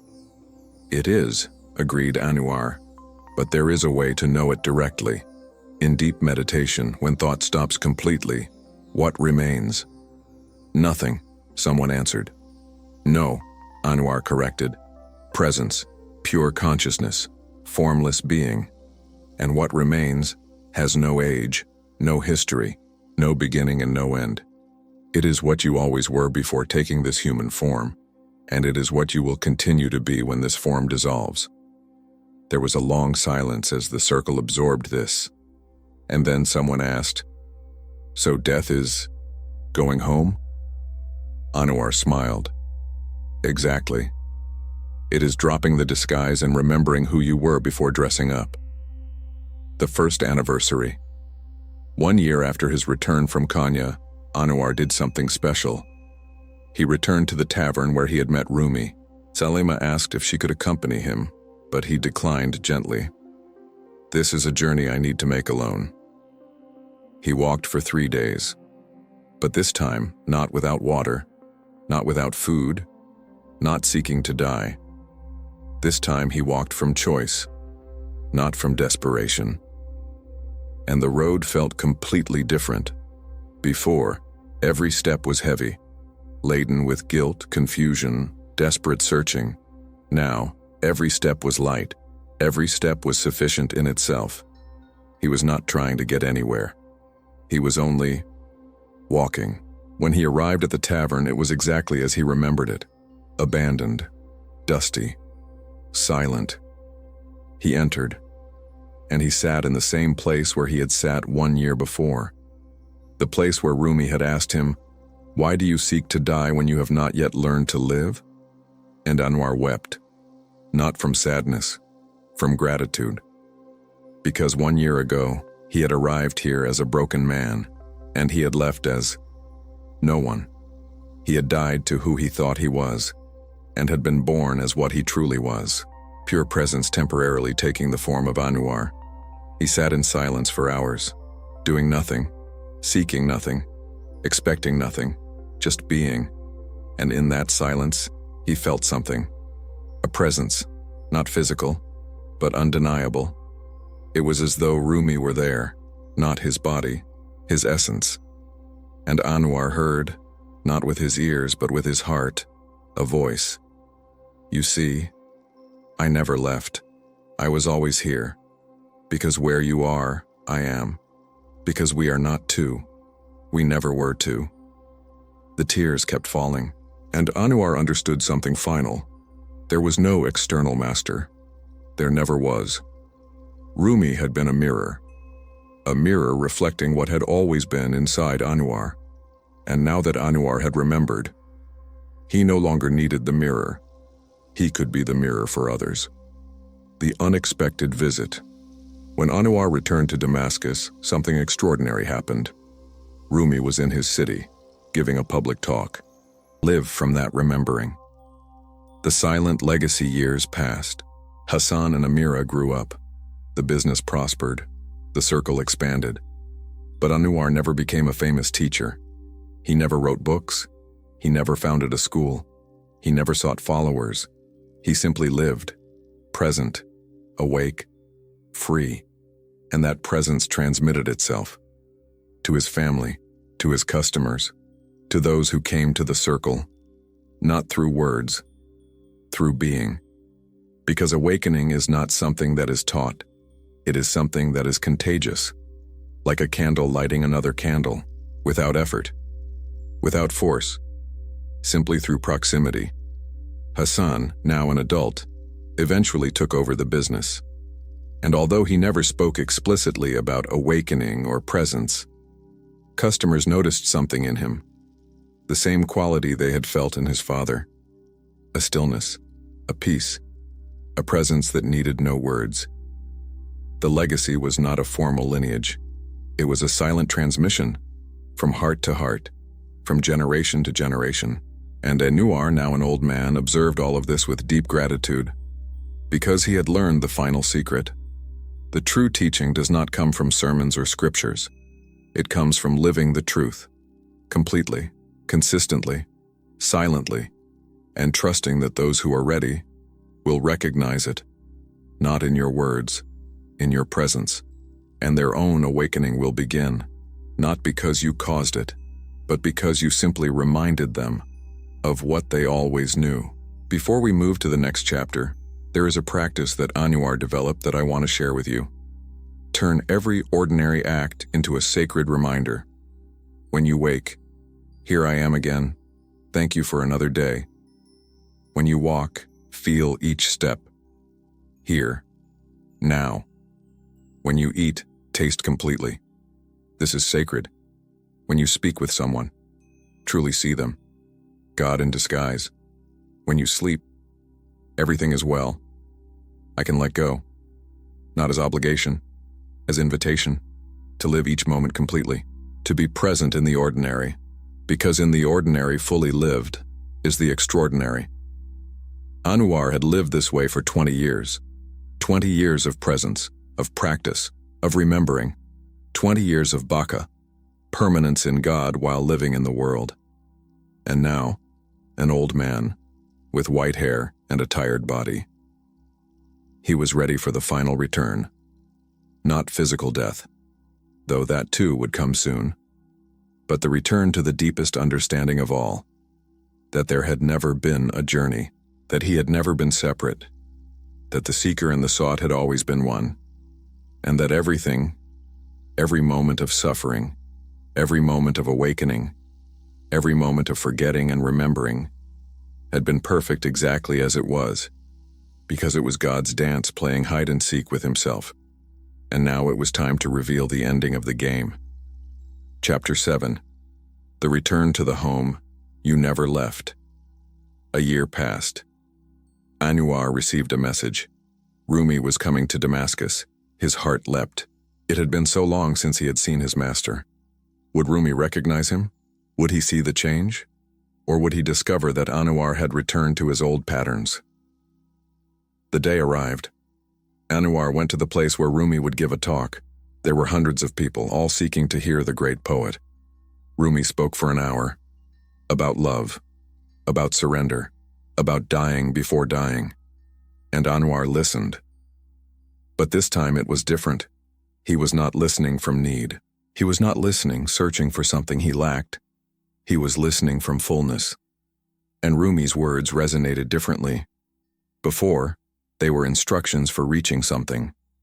Now, they were confirmations of what he already knew. When the talk ended, Anwar approached Rumi. There was a long line of people waiting to speak with him. Anwar waited patiently. Finally, his turn came. Rumi saw him and simply smiled. He did not say, "How are you?" He did not ask, "How has it been?" Just smiled. And Anwar knew. Rumi could see. He could see that the work had continued. He could see that the seed planted a year before had germinated. He could see that Anwar was no longer searching, because he had found, or rather, had remembered. The silent recognition. Rumi finally spoke. "Do you remember what I told you that first day in the tavern?" Anwar nodded. "You asked me why I was seeking to die when I had not yet learned to live." "Exactly," said Rumi. And now I understand," answered Anwar. "I had to die in order to live. I had to stop being Anwar in order to be everything." Rumi nodded. "And now that you have discovered it, what will you do?" Anwar reflected. "Nothing different. Everything different. I will continue being a merchant.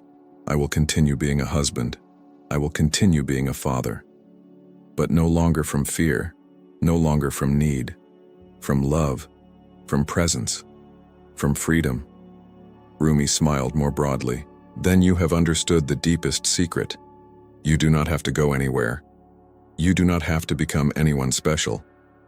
You only have to remember who you already are, and live from that remembering." Anwar felt tears in his eyes, not from sadness, from recognition, because it was true. The entire journey, the 5 days in the tavern, the pain, the surrender, the practice, had not been to arrive somewhere. It had been to return to the home he had never left, to return to himself, to his true self, to the self that had always been there, beneath all the layers of conditioning. The parable of the fish. The Sufis have a beautiful story about this. and Rumi told it to Anwar that afternoon, as they drank tea away from the crowd. A fish went to a sage and asked, "I have heard of the ocean. They say it is vast and infinite. Where can I find it?" The sage laughed. "You are in the ocean. You always have been. The ocean is what surrounds you, what sustains you, what you breathe. But you have been so focused on searching for the ocean that you have not noticed you are already in it." Anwar heard this story and something in him expanded.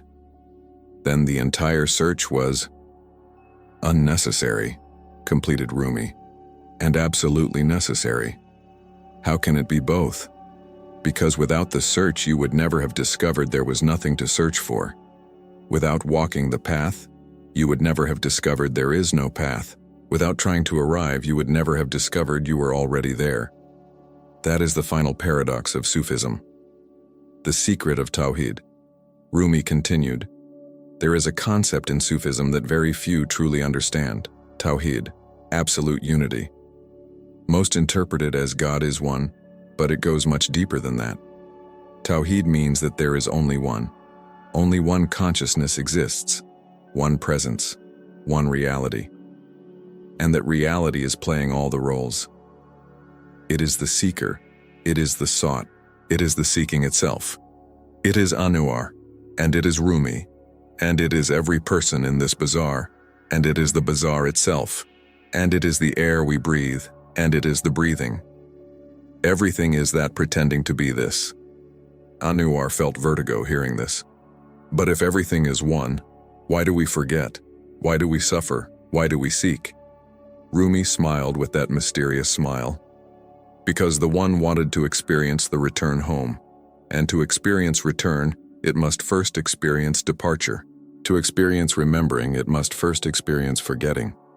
It is like the game of hide and seek that children play. The one who hides does not want to remain hidden forever. He wants the pleasure of being found. God hid inside you, inside me, inside everyone. And now he is playing the game of finding himself. And every moment of awakening is God crying out, "I found myself." The story of the guest Rumi told Anwar another story that completed everything. There was once a man who was invited to a banquet in a palace. He arrived nervous, dressed in his finest clothes, mentally rehearsing how to behave. When he entered, the host received him with great ceremony. He seated him in the place of honor, served him the finest delicacies, treated him like a king. And the guest, overwhelmed by such generosity, asked, "Why do you honor me so? I am only a humble merchant." The host smiled, "Because this palace is yours. How can it be mine? I had never seen it. You built it many years ago, but you forgot. You disguised yourself as a guest to experience the pleasure of discovering that you were always the host." Anwar was silent for a long while after this story, and then asked, "So my entire life, all my struggles, all my suffering, was only to discover that I myself created all of it?" "Not you, little Anwar," clarified Rumi, "but the real you, the you with a capital Y, the one consciousness that is playing at being Anwar. And yes, everything was perfect exactly as it was, because it was what you needed to awaken." The return without movement. Rumi told Anwar something more that afternoon. There is one final secret you need to understand about awakening. Most people think awakening is an event, a moment in which you achieve it, in which you finally arrive. But the true awakening is realizing there was never a journey. It is like someone who dreams of traveling to distant lands, facing dragons, crossing oceans, and then wakes in their bed and realizes they never moved. The entire journey happened in consciousness, and consciousness never moved. You never moved, Anwar. You never left home. You only dreamed that you did. And now you are waking from the dream. Anwar felt something fundamental shift in his understanding. His whole life he had thought he was trying to get somewhere. First, to wealth, then to peace, then to awakening. Always forward, always toward something. But Rumi was telling him there was no forward, There was only here.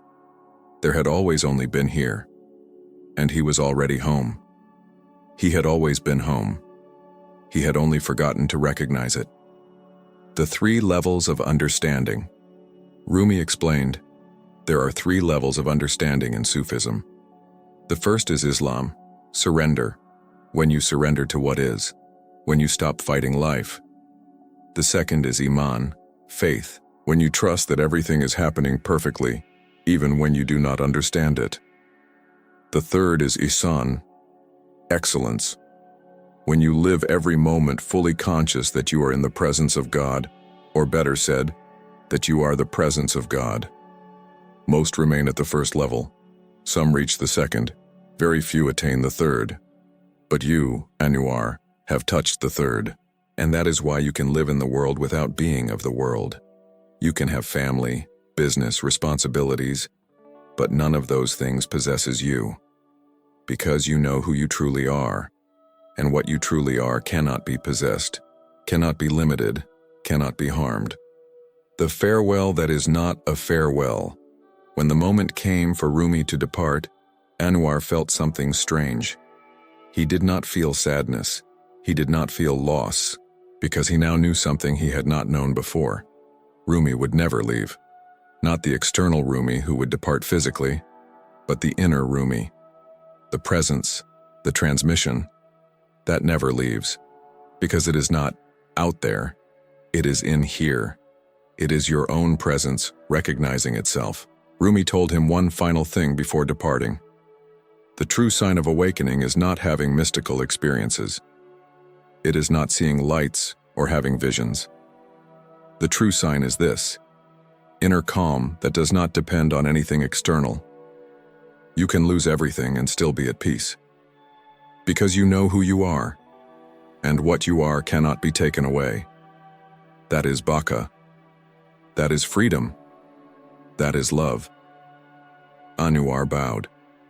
Rumi placed his hand over his heart, and in that simple gesture Anwar felt everything: the love, the transmission, the blessing. When Rumi left, Anwar did not look back, because he no longer needed to. The external master had done his work. Now the inner master, the presence itself, was his guide. And that master never leaves, never abandons you.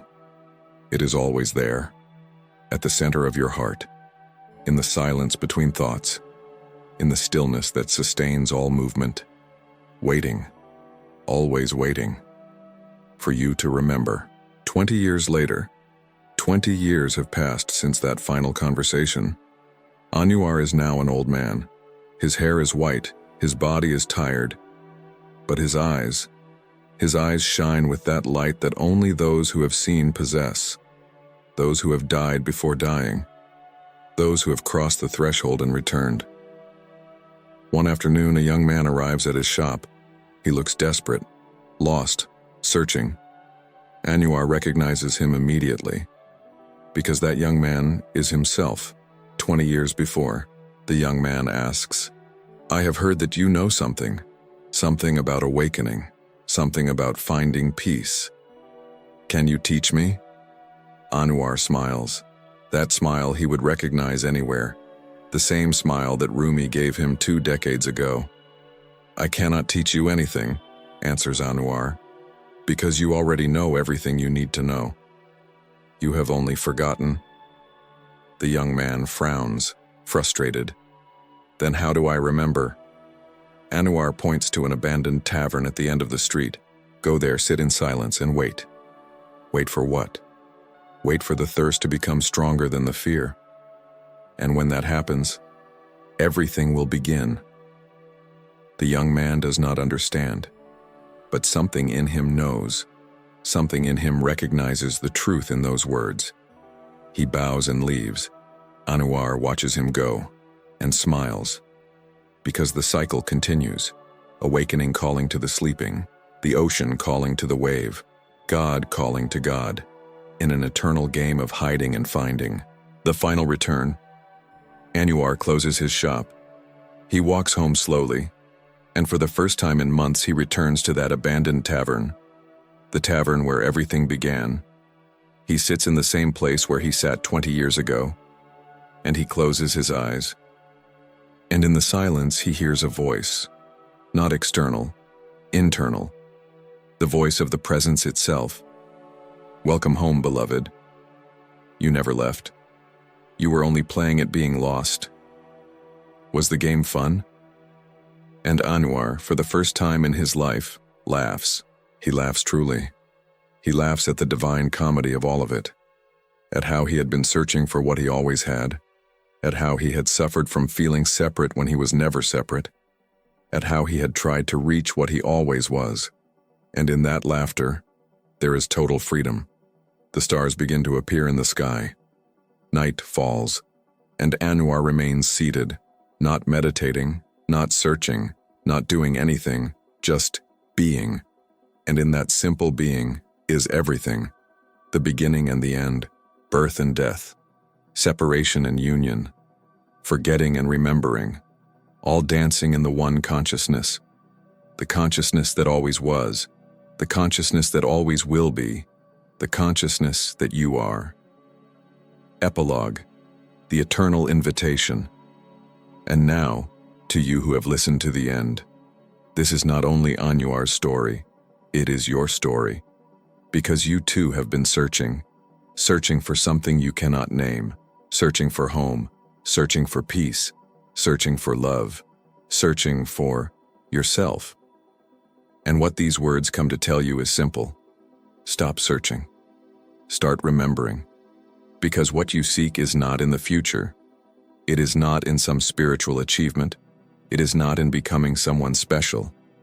It is here, now, in the silence that sustains these words, in the consciousness that is listening, in the presence that you have always been, beyond your name, beyond your story, beyond your wounds and your triumphs. There is something eternal, something infinite, something that was never born and will never die. And that is you, not the small you, the real you, the you that has always been here.